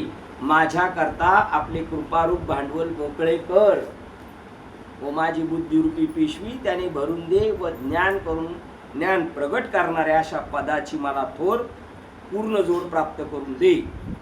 मग त्या भांडवलाने उद्युक्त होऊन मी संतांना उत्तम लक्षणे असलेली विवेकाची कर्णभूषणे करीन व संतांच्या कानात घालील. म्हणजे संतांच्या कानात ती भूषणे करून घालील. म्हणजे तुम्ही पाहिलं ना, काही काही संतांच्या गाळ्यात कानात बाळ्या आहेत, तशा ज्ञानेश्वर महाराज म्हणतात मी सगळ्यांना सोन्याच्या बाळ्या करून घालील. बरोबर ना मामा? हे ऐकणारी म्हणते बाबा उलटच सांगतात. ठीक आहे, म्हणजे ज्यात विवेक स्पष्ट दिसेल अशी विवेकाची लक्षणे, त्याच्यातून नेमकं आत्मा प्रगट होईल असं मी बोलल. जर तू कृपारूपी भांडवल सोडलं तर, म्हणजे कानातल्या बाळ्या नाहीत, त्यांच्या कानाला असं ऐकावं असंच वाटेल, काय बोलतो काय, असं विवेकाची म्हणजे ज्ञानाची रेचल. हे श्री गुरुराया गीता पद्यात भगवंतांनी ठेवलेला अर्थरूपी ठेवा, माझे मन काढू शकेल असे आपले प्रेमरूपी अंजन तू माझ्या मनचक्षुंला लाव. बघा त्या गीतेमध्ये जे सुप्त असणारा जो बोध आहे असा प्रगट करण्यासाठी मला साधार द्या. सगुण भगवान व श्री गुरु यांच्या ठिकाणी निस्सीम प्रेमरूप पराभक्ती करणाऱ्यांनाच भगवंताच्या वचनाचा खरा अर्थ समजू शकतो. तेव्हा आपलं अस्तित्व संपू आणि आपण त्या स्वरूपाशी तदाकार होऊ, तद्रूप होऊ, सद्रूप होऊ, त्यालाच हे कळू शकतं, एरवी नाही. म्हणून तू मला तसं कर म्हणजे मी त्याच्यातलं गुढार्थ काढेल. सगुण भगवान श्री गुरूंच्या ठिकाणी निस्सीम प्रेम पराभक्ती करणाऱ्यांनाच भगवंताच्या वचनाचा खरा अर्थ समजू शकतो. आता इथे फक्त आपल्याला लोक समजू शकतात, खरा शब्द काढला तर अर्थ समजू शकतो, पण खरा अर्थ कधी समजू शकतो? ज्या वेळेला त्या नामरूपी श्री गुरुशी आपण समरस होऊ, त्यावेळेला अशा श्वेताश्वर उपनिषदातली श्रुती आहे. बघा कमीत कमी आपल्याला असं माहिती तर अशी उपनिषद आहे म्हणून आपण हे किती पुरावा दिले. या उपनिषदामधल्या मग अशी मांडुक्य कारिकेमधला होता, आता कशातला श्वेताश्वर उपनिषदातला आहे. या श्रुतीतील तत्वाला धरूनच माऊलींनी श्री गुरुची याचना केली आहे. ज्ञानेश्वर महाराज गीतेचा अर्थ सांगण्यास पात्र अधिकारी का? प्रश्नचिन्ह. त्याचा ओह आम्ही मागे गीतेच्या 10व्या अध्यायातील ओवी 47 वरील गुढार्थ दीपिकेत केलेलाच आहे. बघा 47 कितवा अध्याय? 10वा अध्यायातला 47. काय केलेलं आहे? आता 10व्या अध्यायात आपण जायला पाहिजे. 47 नंबर ओवी मध्ये सांगितलं ना साहेब? 47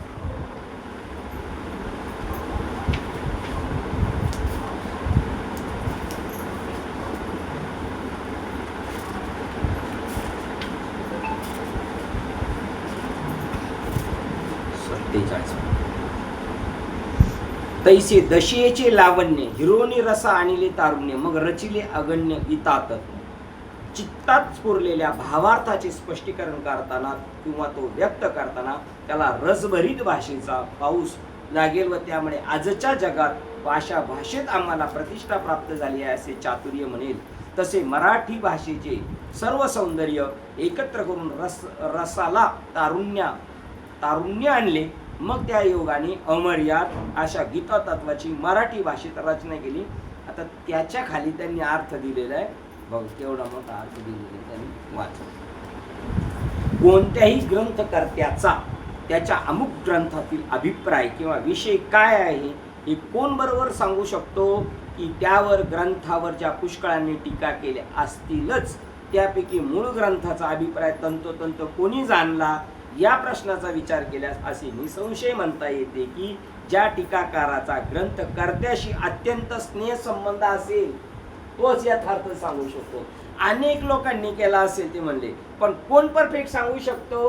ग्रंथकर्त्याशी. आता जर आपण ज्ञानेश्वरांशी एकरूप झालो तर आपल्याला ईश्वरी ज्ञानाशी आपण समरस झालो तर त्यापैकी मूळ ग्रंथाचा अभिप्राय तंतोतंत कोणी जाणला? या प्रश्नाचा विचार केल्यास असे निसंशय म्हणता येते की ज्या टीकाकाराचा ग्रंथकर्त्याशी अत्यंत स्नेह संबंध असेल त्यालाच ग्रंथकर्त्याच्या मनातील खरा अभिप्राय कळणे शक्य आहे, कारण त्याला ग्रंथकर्त्याच्या मताशी विशेष जाणीव असते. तुम्हाला माहिती आहे का कीर्तनकार बाबांबरोबर काय आणि वादक का असतात? त्यांना माहिती बाबाला कुठं उचलायचंय म्हणजे प्रमाण आणि कुठं थांबवायचंय आहे का नाही. यांना लगेच काय यांना हे क्लिअर झालं, पुढे उचलायचं पुढे टाकायचं एवढं याला माहिती. उचलायचं बाबाला हवे आहे ते कोणतं प्रमाण उचलायचं, कोणत्या ठेक्यात उचलायचं हे त्यांना का माहिती आहे. ते बाबाशी सतत येत ना स्नेह संबंध आहे. तसं तुमच्या आपल्या मनात सुद्धा काय तुम्हाला बघा तुमच्या मालकाचं मन तुम्हाला माहिती, यांना काय आवडते काय नाही आवडते ना, मालकिनीला माहिती, मुलाला माहिती. जर आपले तेवढे संबंध असले ना, हो आपल्याला अगोदरच कळणार काही गोष्टी, असं ते म्हणतात. त्याप्रमाणे अभिप्राय करणे शक्य आहे, कारण ग्रंथकर्त्याच्या मताशी विशेष जाणीव असते. हे कसे आहेत, हे बाबाला काय पाहिजे, बाबाला पूर्ण त्यांनी काय केलेलं आहे, ओळखलेलं आहे. पण जे ते टीकाकार व ग्रंथकार यांचे अत्यंत शक्य नाही, ते टीकाकार बघा, अत्यंत शक्य नाही, शक्य आहे अत्यंत नाही. आता अत्यंत म्हणजे आत्या आहे का नाही. आपल्या बुद्धीच्या मानाने ग्रंथकर्त्याचा अभिप्राय ठरवित असल्यामुळे तो बरोबरच राहील असा निश्चय करता येत नाही. म्हणून अद्वैत संप्रदाय जीव परमेश्वराची ज्ञान व भक्ती या दोन्ही मार्गाने अत्यंत समरस ऐक्य पावत असल्यामुळे, म्हणजे परमेश्वराच्या सगुण निर्गुण दोन्ही रूपाशी जीवाचे ऐक्य होत असल्यामुळे ज्ञानी भक्तासच भगवंताचे खरे हृदयगत कळणे शक्य असते असे म्हणता येते. असं आपण अर्ध पळायचं नाही. ज्ञान झालं, मला झाली अवस्था, मला झालं अनुग्रह प्रबोध, आता मी कीर्तन बी करायला लागलो. अरे कीर्तन करायला लागला नाही, लोकांना अनुग्रह द्यायला लागला तरी तुला नीट लगेच सगळं कळायचं नाही. तू जस समरस होत जाणार तसं ते कळत जाणार आहे. त्याच्याशी स्नेह, मीठ आणि पाण्याशी स्नेह संबंध ठेवला, तो म्हणला नाही मी नाही याच्या तांब्यात पडला, आणि तू जरी लगेच नाही विरघळला तर आम्ही गॅसवर ठेवू तुला, ज्ञानरूपी गॅसवर, आणि तुला आमच्या समरस करून टाकू.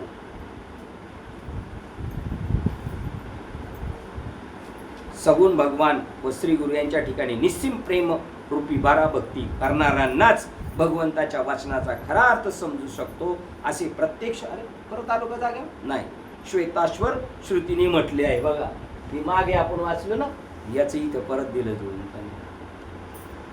पुढं नेतात माग आणतात. आपण कसं त्या याच्यात बसलो का पाळण्यात, परत असं असं असं असं चाललंय त्यांचं. आता आपल्याला आपण गुरुस्तवन वाचून आपलं पुढं ओळखायचं नाही तर 2 दिवस याच्यातच जायचं आपल्याला. पण गुरुस्तवन नेहमी वाचायचं, त्याच्यामध्ये ऐक्यता दाखवली, त्यांच्या स्वरूपाची ओळख दिलेली. कुठं आलो होतो आपण, माझ्या बुद्धीची डोळे एकाच वेळेला संपूर्ण वाङ्मय सृष्टी पाहू शकतील अशा रीतीने शुद्ध केवळ करुणेची मूर्ती होऊन तू माझ्या ठिकाणी प्रगट व्हावी. आपण कीर्तनाला उभं राहिलो बघा तुम्ही, कधी पण आपल्यामध्ये ते प्रगट होत असतं, आपल्यामध्ये आतमध्ये निर्माण होतं. आपण जर तिथं झालो ना तर एकाच वेळेला आपल्याला सगळं कळू शकतं, असं होतं. म्हणजे त्या काळापुरतं जेवढं गरजेचं आहे तेवढं तरी आपल्याला ते कळू शकतं. प्रेम करणाऱ्यांमध्ये श्रेष्ठ अशा श्रीगुरु, त्यांची प्रेमाची पाखर आपल्याला कळणार नाही, आपल्या आईपेक्षा असते. तू माऊली होऊन माळ, आपल्यावर प्रेम करणं कोणतंही त्यांचं. प्रेम करणाऱ्यामध्ये श्रेष्ठ अशा श्रीगुरु उद्वारवाचक, माझी बुद्धिरूपी विस्तारलेली वेल ज्या वसंत ऋतूमुळे काव्यरूपाने फलद्रूप होईल, तो वसंत ऋतू तू आहेस. त्यांचं गुप्त राणी. एक शेठ म्हणला ना, अरे फळं कधी येणार आहेत बगीचेला, त्या माळ्याला विचारलं, तो म्हणला वसंत ऋतू आल्यावर. नंतर 1 महिन्याने आला तर फळं लागली होती. म्हणला वसंत ऋतू आला होता का, म्हणलं हा आला. तर म्हणला माझी ओळख नाही करून दिली. गुप्त रूपाने त्यांचं. माझी बुद्धिरूपी गंगा सिद्धांतरूपी थोर महापुराने भरून येईल, असा तू अत्यंत उदार होऊन आपल्या कृपादृष्टीचा वर्षाव कर. मला असं उदाहरण आलं पाहिजे, दूध जसं होतं जातं तसं ज्ञान होतं होईल, अशी माझ्यावर तुम्ही कृपा करा. विश्वाला एकमेव आधार असलेल्या श्री गुरु, अख्ख्या जगाला आधार कोणाचा आहे, आपल्या गुरूंचा आहे, आपल्या बाबांचा आहे.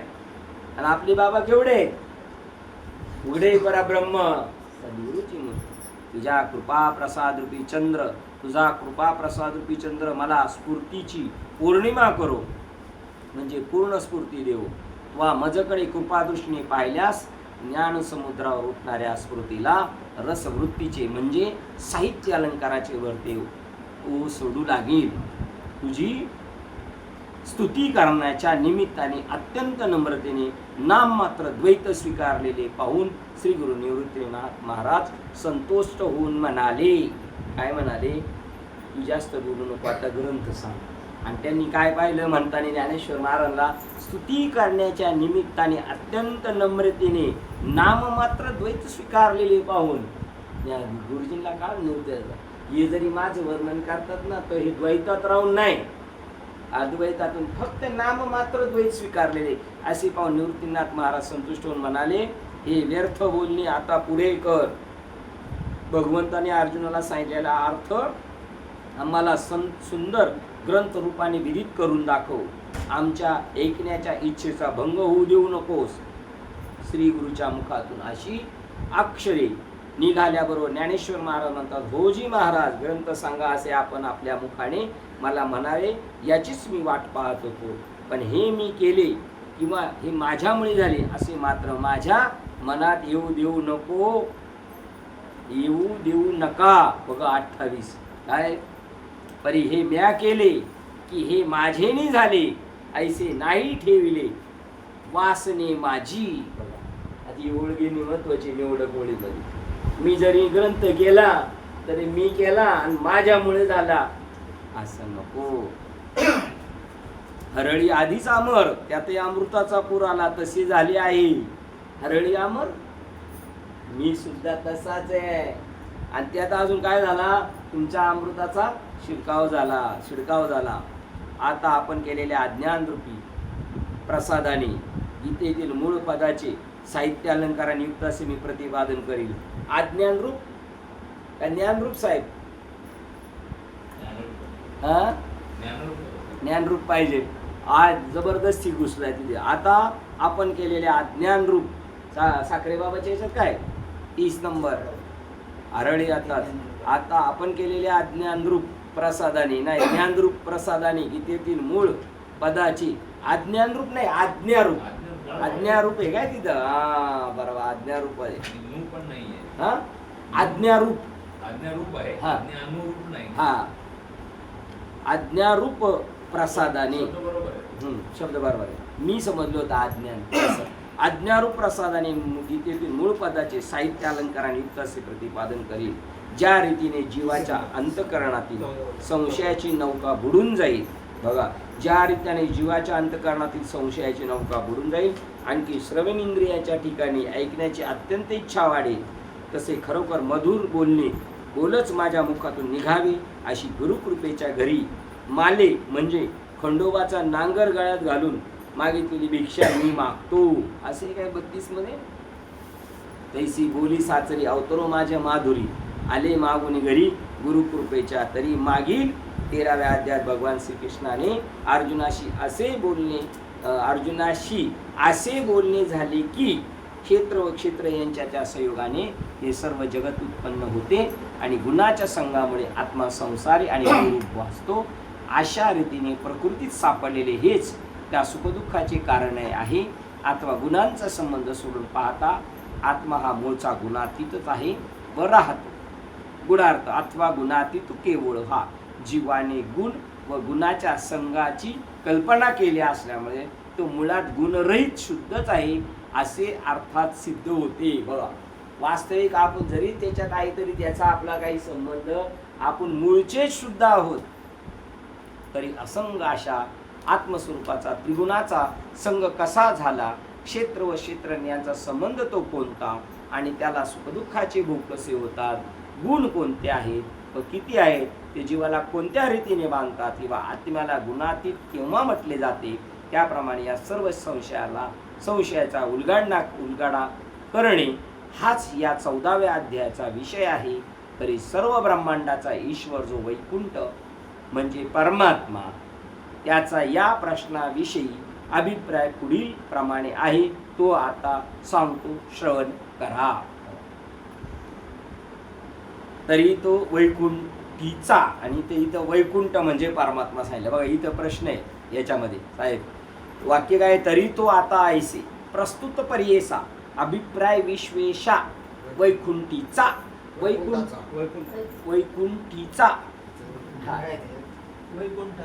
इकडे वैकुंठीचा आहे असा. तर वैकुंठीचा म्हणलं ना आणि वैकुंठाचा म्हणला तरी वैकुंठ आणि हा वैकुंठात राहणारा असा होतो. पण खाली अर्थ देताना त्यांनी काय म्हणलंय शेवट 39 मधला साहेब, तरी सर्व ब्रह्मांडाचा ईश्वर जो वैकुंठ कंसात परमात्मा, म्हणजे परमात्म्यालाच वैकुंठ ही संज्ञा आहे. याचा त्याच्या या प्रश्नाविषयी अभिप्राय पुढील प्रमाणे तो आहे, तो आता सांगतो. बरं, आता आपण काय करू, 1 ते 7 श्लोक वाचू आणि उद्या ते वाचू. आता बघा, पहिलाच श्लोक काय सांगतो. भगवान म्हणतात, जे अज्ञान सर्व अज्ञात, जे ज्ञान सर्व ज्ञानात उत्तम आहे व जे प्राप्त करून घेऊन सर्व मुनी या देहापासून सुटून परमसिद्धीला प्राप्त झाले, असे प्रकृतीच्या पलीकडे असलेल्या पुरुषाचे परमज्ञान आता पुन्हा तुला सांगतो. ओवी क्रमांक 1 चा अर्थ वाचतोय, 40 चा अर्थ. भगवान श्रीकृष्ण म्हणतात, अर्जुना, एकाग्रतेची सर्व सेना एकत्र करून, म्हणजे इंद्रिय मन वगैरे एकत्र करून या ज्ञानाला ग्रहण केले पाहिजे. ऐकताना कसं झालं पाहिजे, सर्वांगाचे काय झाले पाहिजे.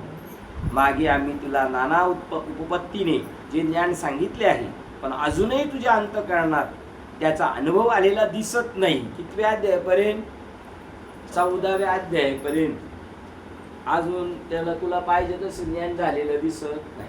आता 14वा अध्याय बी ज्यांनी वाचलं नाही त्याचा तर हिशोबच नाही. हा 14व्या अध्यायात आलाय तरी पाहिजे तसं तुला झालेलं दिसत.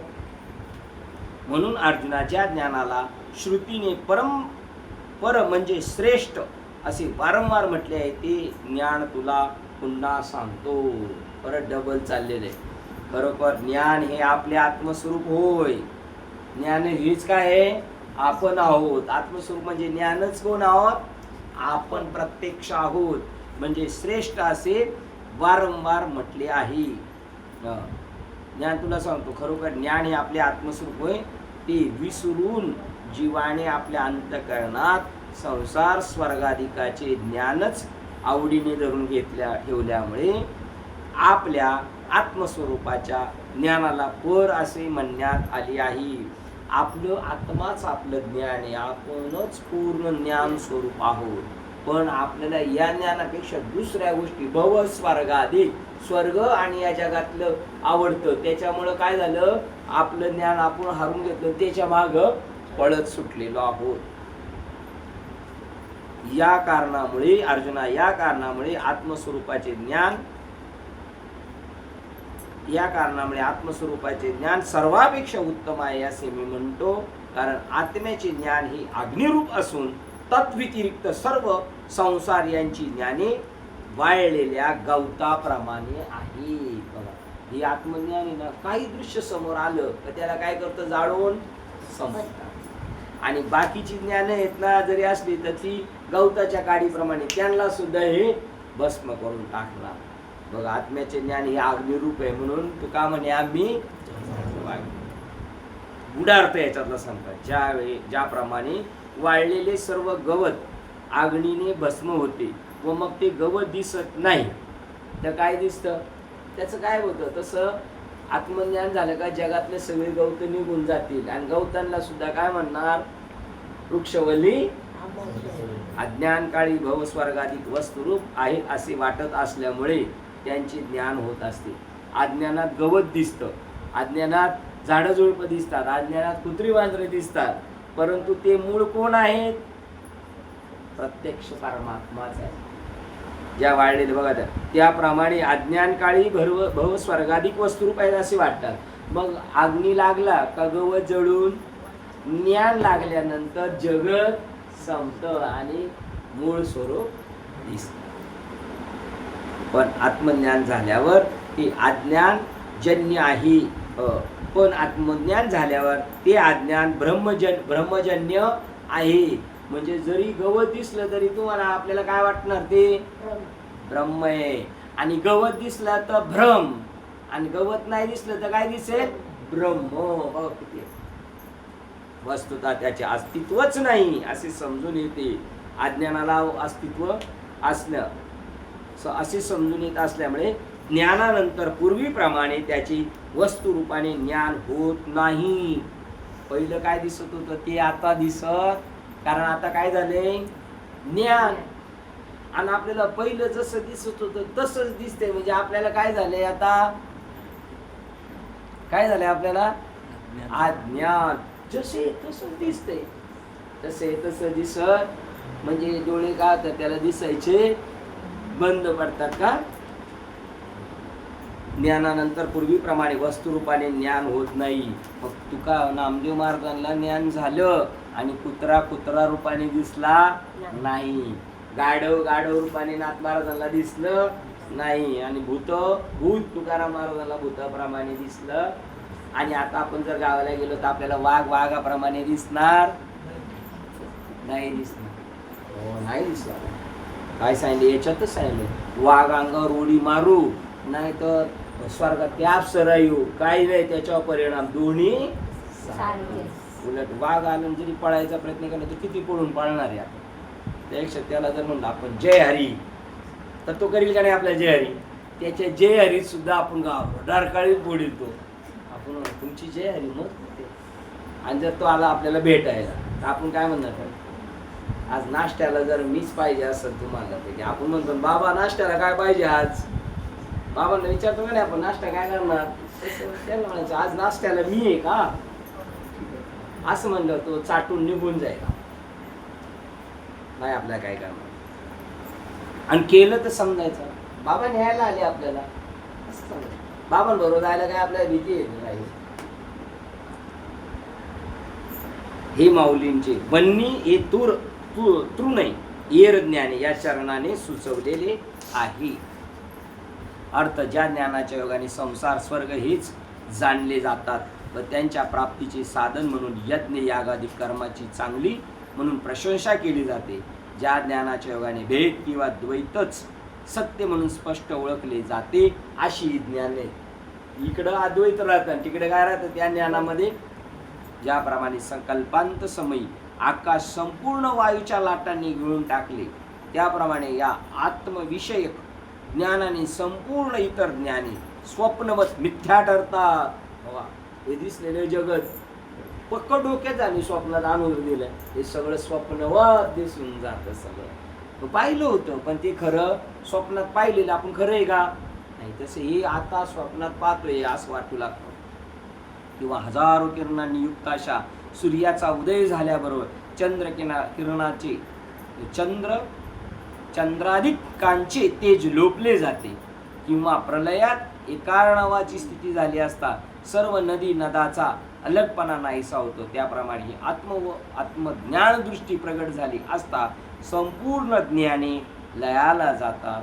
म्हणून आम्ही अर्जुना आत्मज्ञानाला उत्तम म्हणतो. अर्जुना जीवाची जी अनादिमुक्त स्थिती आहे ती ज्या आत्मज्ञानाच्या योगाने प्राप्त होते. बघा आपल्याला आत्मज्ञान जे मिळालं ती आपली कशी अनादि जे मुक्तता आहे आपली तीच आपल्याला मिळाली, आपल्याला मिळालेली आहे. काय अनादि जे मुक्तता याच्यावर फक्त त्यांनी आता टिप्पणी केलेली गुढार्थाची 4 सावळींची. अविद्या भ्रम काल्पनिकच असल्यामुळे तो होता तेव्हाही खरोखर नव्हता. रश्शी व साप दिसत होता आणि आता क्लिअर झालं काय आहे ती रश्शी. आता रश्शी क्लिअर झालं, साप आहे का पण रश्शीवर साप दिसत होता तेव्हा होता का नाही साप, तेव्हाही नव्हता. आणि आता सुद्धा जरी तुम्हाला भ्रम झाला होता तेव्हा सुद्धा तो, आणि आता भ्रम निवृत्त झाला तरी विद्या भ्रम काल्पनिकच असल्यामुळे मग तो भ्रम कोणाचा होता, रश्शीकडून होता का आपल्याकडून होता, आपण कल्पना केली होती तर त्यांनी काय केली आपली कल्पना बाद केली. विद्या भ्रम काल्पनिकच असल्यामुळे तो होता तेव्हाही खरोखर नव्हता. म्हणून मी केव्हाच अविद्येने बद्ध झालो नाही. मी मुक्त झालो हे तर नाही, मी मुक्त झालो मी बद्ध होतो या सुद्धा कल्पना भागवतात सांगितलं त्या व्यर्थ झाल्या. सदा सर्वदा मुक्त म्हणजे अविद्या रहितच आहे. मी पहिल्यापासून कसं आहे आपण मुक्तच आहोत. असा जो आत्मज्ञानाने अनुभव येतो त्याला अनादि मुक्ततेचा अनुभव म्हणतात. आपल्याला मुक्तता भेटली ती अनादि भेटली का आत्ताची भेटलेली. अनादि म्हणजे काय, मुक्त होता परी म्हणजे पहिला सुद्धा मध्ये झाला होता बळेबद्ध ना आता बाबांनी केला मुक्त. मग तो मुक्त हा मधला बद्ध आणि हा मुक्त. मुक्त क्रमांक 1 आणि मुक्त क्रमांक 2 का दोन्हीमुळे मुक्त एकच आहे. बरं मग पहिला मुक्त होता अनादी आणि आता मुक्त झाला, मग मधी जो होता तो काय होता? भ्रम. जरी तू बांधलेला होता असं वाटत होता तरी तू मुक्तच होता, आणि आता सुटलेला जरी असला तरी किती गुढारते. असा अनुभव आलेल्या ज्ञानालाच खरा ज्ञानी पुरुष म्हटले जाते. कीर्तनाच्या वेळेला पुरुष ज्ञानी आणि घरी आल्यावर नाही. कंटिन्यू तो कसा आहे तसाच आहे. आणि या अँगलला धरून या उभ्याची त्रैलोक्य आनंदाचे म्हणजे ते मुक्त आहे. मुक्त कधी आहे? पहिल्यापासूनच. हे मला आता काय झालं कळालं. मी पूर्वी बद्ध होतो, आता मुक्त झालो, असा ज्या ज्ञानाला वाटते तो ज्ञानी अजून भ्रांतीतच आहे. बाबा मुक्त झालो, बाबाचं ज्ञान लय भारी आहे, अजून तू कसा आहेस? बद्धच आहेस असे म्हणावे लागते. म्हणून बंदची तव वावो मा मोक्षाके प्रसव अमृतानुभव प्रकरण 3:15. त्यांनी ठरवलेले यांना काय करायचे? पूर्ण मोकळच करून पाठवायचंय. मी बद्ध आहे असे म्हणणे जे ते भ्रांतीजन्य म्हणून व्यर्थ आहे, तेथे मी मुक्त झालो हे म्हणणेही भ्रांतीजन्य आहे. काय ज्ञानेश्वरीची ओळ आहे? आम्ही झालो म्हणणे काहीच नव्हे. मी कोणतरी झालो असं म्हणणं सुद्धा काही. नित्यमुक्त आत्म्याच्या ठिकाणी बंद मोक्षाला वाव नसल्यामुळे बंद व मोक्ष मान्य हे दोन्ही प्रकारी भ्रांतजन्य ठरतात. बंद आणि मोक्ष मायेची कल्पना पडलेली होती. कैशी?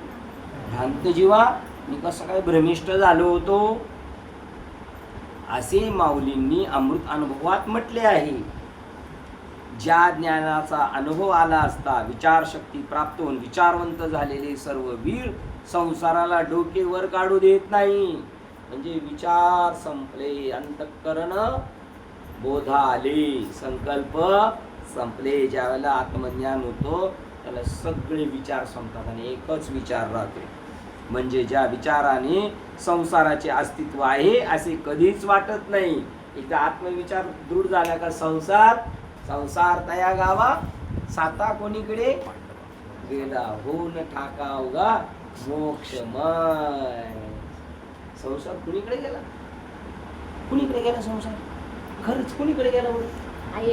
हा काय मामीने पण टाकलं जगत आहेच नाही तर गेलं कुठं? काय आला होता आणि मग गेला असं नाही. मनानेच मग मागे सारून बघा, मग संसाराला अस्तित्व नाही असे कधीच वाटत नाही. मनानेच मन मागे सारून शरीराने विश्रांती स्वरूप झाल्यावर देहात असूनही देहाजोगे होत नाहीत. म्हणजे देहाशी ऐक्य पावत नाही. आता देह एवढाच आहे पण देह एवढा राहिलेला नाही. मने मन घालिया मागे विश्रांती झालिया. बघा त्याला दृष्टांत देतात ज्ञान गुढार्थ दीपिकामध्ये 9व्या अध्यायातलं 177. हो, अशुद्ध किंवा विकारी व शुद्ध किंवा विचारी असे 2 प्रकारचे मन आहे हे मागे सांगितलेच आहे. अशुद्ध मनाची धाव विषयाकडे असते व ती झाली असता शरीर इंद्रिय ही सारखी विषय प्राप्तीच्या उद्योगात असतात. शुद्ध मनाची धाव अंतर्मुख होऊन आत्म्याकडे वळलेली असते. या विवेकयुक्त शुद्ध मनाला मागे सारले असता विषय सुप्रवृत्ती क्षीण होत असल्यामुळे शरीर व इंद्रिय यांच्या उद्योगही शांत होतो. शरीराचं धावणं, इंद्रियांचं धावणं, मनाचं स्थिर होऊन जातं. ते देही देहाजोगे होतीची ना. बघा ना, ते देही देहाजोगे होतीची ना. आता ना झालं असतं, राहिलं असतं तर होतीची ना. विषय सुखापासून निवृत्त झालेले मन स्थिर होत असल्यामुळे त्याच्या ठिकाणी विवेक ज्ञान अखंड जागृत असते. म्हणून ज्ञानी पुरुष देहात असूनही देहाशी ऐक्य पावत नाही. ते आत्मस्वरूप होऊनच राहतात. ज्याला ज्ञान झालं तो देहात आहे पण देहात नाही. म्हणजे देहात आहे पण देहात नाही. मला वाटतं इथेच ती ओढ येणार आहे. तापून अंगीची खोळी सर्प निघाला पातळ, एक बचा कोण संभाळे अशी झाली. ती अंगाची सापाने काट टाकलं त्या कातीला, तसं त्याला देहाची काही खबर बात नाही. देहबुद्धीच त्याची आत्मबुद्धी होऊन जाते. मग ते स्थूळ सूक्ष्म कारण महाकारण या 4 देहरूपी अडवणुकीला एकदमच ओलांडून तुलनेत माझ्या बरोबरीचे होतात. कोण बोलते? माझ्या बरोबरीचे होतात, माझ्या बरोबरीचे होतात. आपण वाचत असलं प्रत्येक जण म्हणून माझ्या बरोबरीचे होतात. कोण बोलते? भगवान श्रीकृष्ण. स्थूल, मग ते एका झटक्यात स्थूल सूक्ष्म कारण आणि महाकारण या 4 देहरूपी अडवणुकीचा एकदमच ओलांडून तुलनेत माझ्या बरोबरीचे होतात. 4 देहाच्या 4 देहाची तुटली दोरी. तुटली काय? ज्ञानाने मी सर्व देहाचा उल्लेख नाही केला याच्यामध्ये, फक्त स्थूल आणि सूक्ष्म नसतो. तुमच्या ह्याच्यात दिले का? म्हणून तर हे गुणार्थ आहे ना साहेब. 52 आहे ना. बघा, मग ते देहाचे वेळे ओलांडून एकेची वेळे सौतुकी कंटाळे माझे झाले. आता साहेब माझे झाले म्हणजे मी केव्हा होऊ शकतो? 4 देहाच्या पलीकडे गेल्यानंतर. मग ते देहाचे निबळे. आता तुम्ही उठल्याबरोबर मला वाटलं चहा ठेवायला उठले का काय? तिथं चहा काय नाही, ती ज्ञानेश्वरी घ्यायला उठली. काय चाललंय तिकडे? तुमचे सगळे फाईल काढली आता त्यातले. मग ते देहाची निबेळे, देहाच्या बिळात जे होते ना ते 4 देहातून बाहेर पडली. ओलांडून एकेची वेळ, एकाच वेळेला 4 देहाचं काम करून टाकलं. सकौतुके कंटाळे, सकौतुक अचानक तिथपर्यंत पोहोचले. ज्ञानाने मी सर्व देहाहून निराळा असा ब्रह्मरूप आहे असे एकदम कळून येते असा अर्थ.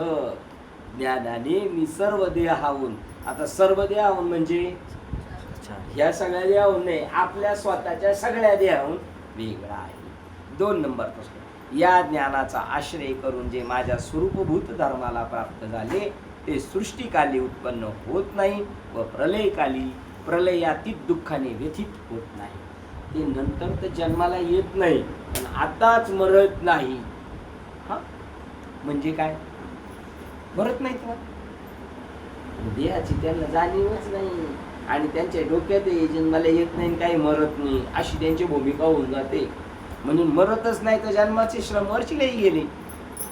हे अर्जुनाचे माझ्या नित्यपणामुळे नित्य झाले व माझ्या अखंड पूर्णतेमुळे परिपूर्ण झाले. बघा, माझ्या नित्यपणामुळे ते नित्य झाले, कारण तू आपल्या बरोबरच आहे. कृष्ण आत्माच कृष्ण आहे, ते नित्य व माझ्या अखंड पूर्णतेमुळे परिपूर्ण झाले. ऑटोमॅटिक ज्याप्रमाणे मी अमर्याद ब्रह्मानंद स्वरूप सत्य प्रतिज्ञा आहे तसेच तेही असतात. एवढी योग्यता. देव कसे आहेत? ब्रह्मानंद स्वरूप. आपण कसे आहे? आपण सुद्धा सत्य प्रतिज्ञा होत आहोत, तसेच तेही असतात. माझ्यात व त्यांच्यात यत्किंचितही भेद नसतो. आता किती वेळा आयुष्यभर वाचलं तरी आपल्याला देवाचा आपल्यात भेद नाही असं वाटणार आहे.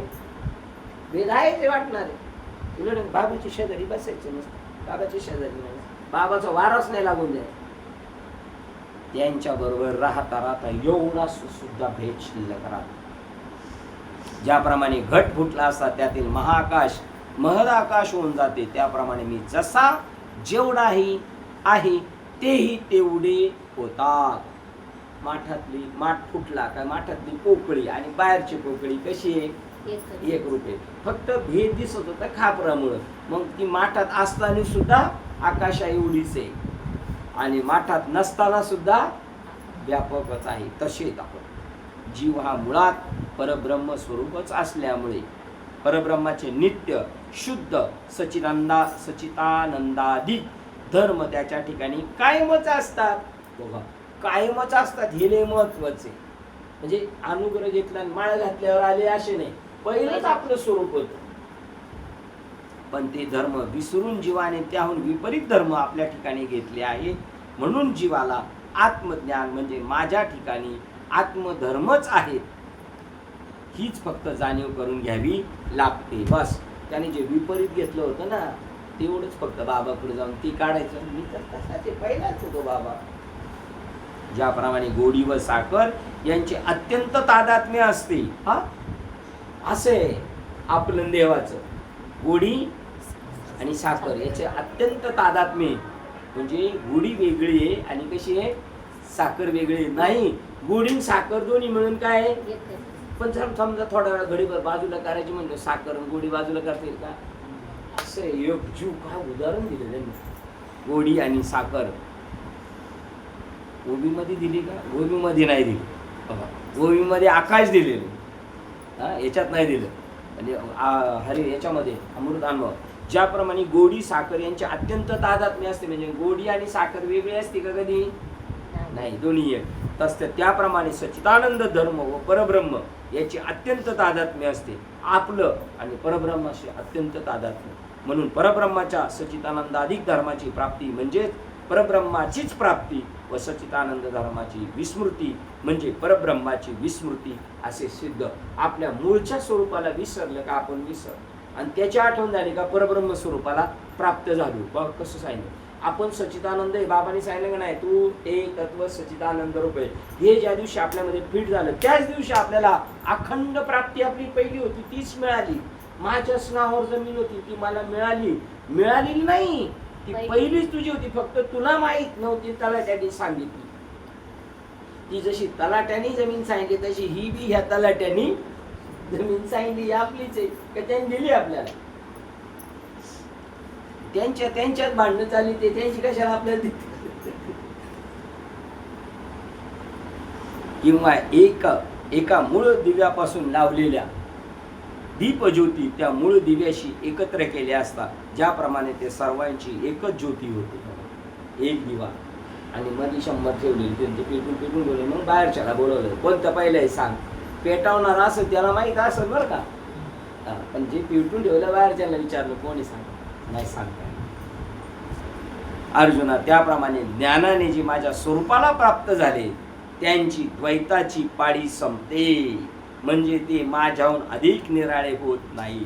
मी तूपणामुळे त्यांचे नाम व व्यर्थ माझ्याशी ऐक्यानेच राहतात. बघा, मी तूपणा वाचून त्यांचे नाम व अर्थ माझ्याशी ऐक्यानेच राहतात.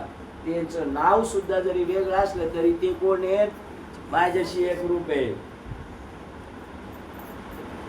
शब्द हा, मी हा शब्द बोलणारा आपल्यातला, मी हा शब्द बोलणारा आपल्याला व तू हा शब्द तो आपल्या निराळा असलेल्या पुरुषाला लावतो. त्याप्रमाणे मी व तू हे दोन शब्द परस्पराहून भिन्न अर्थाला दाखवणारे आहेत असे अज्ञानी समजतो. पण विचार केला असते असे दिसून येते की ज्या पुरुषाला बोलणारा तू म्हणून संबोधला तो पुरुष आपल्या ठिकाणी तू या शब्दाची मी असाच अर्थ घेतो. म्हणजे मी व तू हे शब्द भिन्न दिसत असले तरी विचारांती त्या दोघांचा मी हाच एक अर्थ असतो. म्हणून शेवटी मी हाच एक शब्द उरतो. कळालं का? नाही कळणार. अमृतांना सांगितलं द्रष्टा, मी द्रष्टा आहे. मामींकडे बघतोय, मामी माझ्याकडे बघतात तेव्हा मामी कोण आहेत, मामी द्रष्टा आहे. ती मला बघतात तेव्हा मी त्यांना बघतो. तेव्हा मी जरी म्हणलं मी आणि तुम्हाला म्हणलं तू, तरी तू जरी म्हणलं तरी तुम्ही स्वतःला समजताना काय समजणार, मी का तू समजणार आहे नाही. मला जर म्हणले तू, तरी तू या शब्दाच्या अर्थाने मी स्वतःला काय समजणार, मी. मग तुम्ही जरी तू म्हणले तरी मी.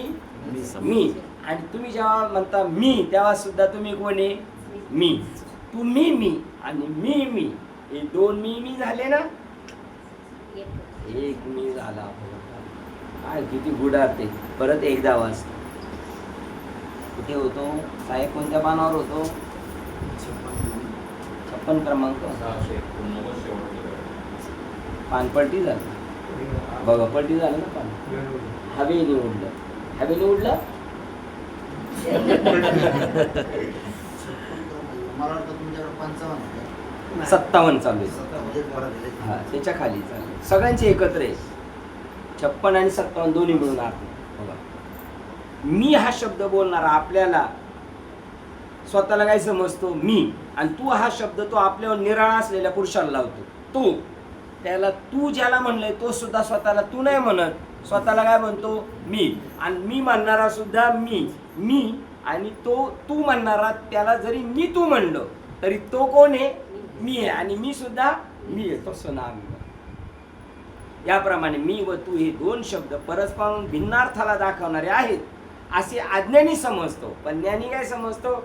मी सुद्धा मी आहे आणि तू सुद्धा तू समजताना तुम्ही स्वतःला काय समजता? मीच. पण विचार केला असता असे दिसून येते की ज्या पुरुषाला बोलणारा तू म्हणून समजला तो पुरुष आपल्या ठिकाणी तू या शब्दाला मी असाच अर्थ घेतो. म्हणजे मी व तू हे शब्द भिन्न दिसत असले तरी विचारांती त्या दोघांचाही मी हाच एक अर्थ दिसतो व म्हणून शेवटी मी हाच एक शब्द उरतो. आता किती जरी डोके गाजूस केले तर कळणार नाही. ज्याला बाबांनी नाम दिले त्यालाच कळणार. आता ही कदाचित म्हणतील हे यांचं गोडदाम नाही. शेवटी आम्हाला असंच समजलं पाहिजे तरच आमचा अहंकार धरी आम्हाला याचा अहंकार धरावंच लागणार. तसेच भगवंताशी ज्ञानाने ऐक्य पावल्यानंतर ज्ञानी पुरुष मी व तू हे शब्द वापरत असला तरी मी तू पणा वाचून म्हणजे भिन्न अर्थ वाचून वापरत असतो. जरी ज्ञानी माणूस मी तू असं जरी बोलत असला तर त्याचा त्या अर्थाने मी तू नसतो. त्याची परमेश्वराशी झालेले ऐक्य मुखातून निघणाऱ्या मी तू शब्दाने बिघडत नाही.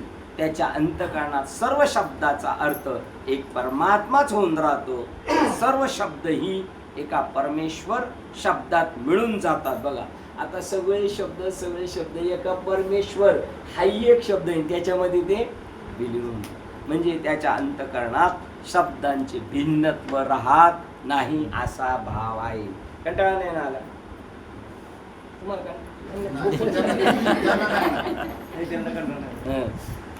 ते हरिपाठी गेले ते आई मागे पण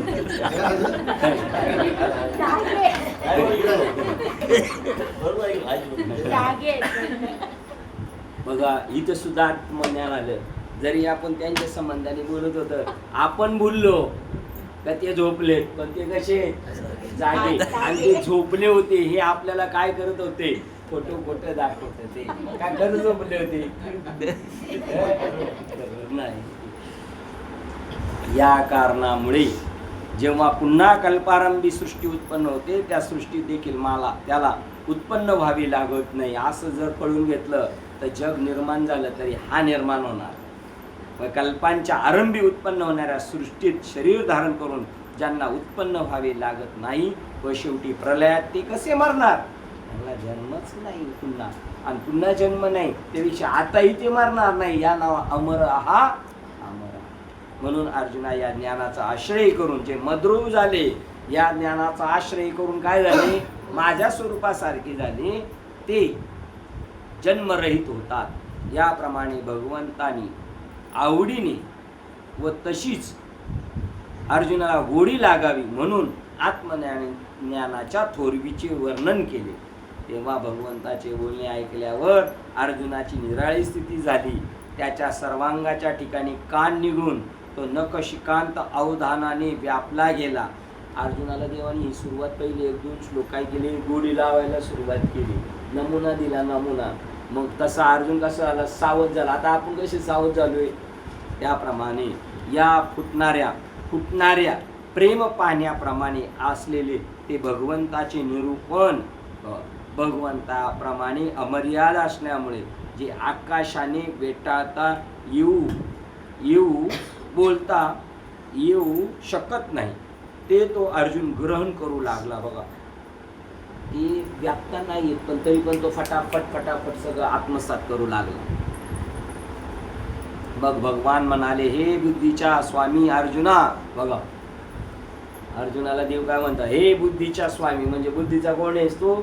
मालक. मी जेवढे बोललो तेवढे संपूर्ण ग्रहण करण्याजोगा तू श्रोता मिळाल्यामुळे आज माझे वक्तृत्व विवाहित झाले म्हणजे सार्थक झाले. माझ्या जगण्याला तसं मी जेवढं सांगतो तेवढं तर सगळ्याच्या सगळं स्वीकारतो. तर मग आता मी एकच अद्वैत रूप असताना त्रिगुणाची व्याधाने मला अनेक देहरूपी पाशात कसे गोवले तसेच माझ्या क्षेत्राशी कसा संबंध होतो हे जग कशा रीतीने उत्पन्न होते ते सर्व सांगतो ऐक. माझ्या संगरूपी बीजाने पेरणी झाली असता भूत रूपाने पीक येते, म्हणजे अनेक प्राणी उत्पन्न होतात. एवढ्या कारणानेच त्याला क्षेत्र म्हटलेले आहे. बघा, आणि उदाहरण काय दिले एका झटक्यात उत्तर क्लिअर होण्यासाठी ह्या ओळीमध्ये. 67 पै क्षेत्र येणे व्याजे या लागी हे बोलीजे, जे मत्संग बीजे पीक भूती पिके. एक बाजरीचा दाना पेरला आणि कणीस आला, त्याला कमीत कमी 100 दाणे असतील का? असतील ना, 100 दाना. मग एक बीजे 100 बीज झाली. मग एक जरी 100 झाली तरी एक काय ती बाजरीच आहे. तसा माझ्या हा एकाचा विस्तार होते हे जग. म्हणजे एकच देव अनेक देवारूपाने नटला, देव नटला. थांबूया आपण, वेळ झालेली आपली. 2 श्लोक झाले आपले, 67 वेळ झाले. आपल्याला 3 दिवस आता आपण बघूया, आणि नाही जमलं तर 7च्या पुढे उडी मारून डायरेक्ट 11 मध्ये जाऊ, आणि नाही जमलं तर शेवटचे 11 ते शेवट करणार, जरी पहिले नाही वाचले तरी. असो, आपली वेळ झालेली, थांबू, वेळेला किंमत देऊ आपण. झालेली सेवा 67 क्रमांक. उद्या 2ला भेटू आपण. शक्यतो 2:10 2:15 आत यायचं. आज बरोबर आले होते सगळे. झालेली सेवा 2 नंबरच्या ओळीला श्लोक पूर्ण होऊन 67 क्रमांकाच्या ओळीला थांबतो. झालेली सेवा हृदयस्थ सद्गुरू सच्चिदानंद श्रीपाद बाबा रामदास बाबा अधिष्ठान श्री ज्ञानेश्वरी तसेच तुम्हा संत गुरुनाच्या चरणावर सेवा समर्पित करून सेवेला इथे पूर्ण विराम देऊया. कुंडली गौरदेव हरिविठ्ठल श्री तुकाराम पंढरीनाथ भगवान की जय. माऊली ज्ञानेश्वर महाराज, जगद्गुरु संत तुकाराम महाराज की शांती ब्रह्म एक सच्चिदानंद श्रीपाद भगवान की जय. सच्चिदानंद रामदास अवधूत चिंतनम श्री गुरुदेव दत्त गोपाल कृष्ण. बोलो रे भाई सरस्वती गणपती बाप्पा. आता विश्वात्मके देवी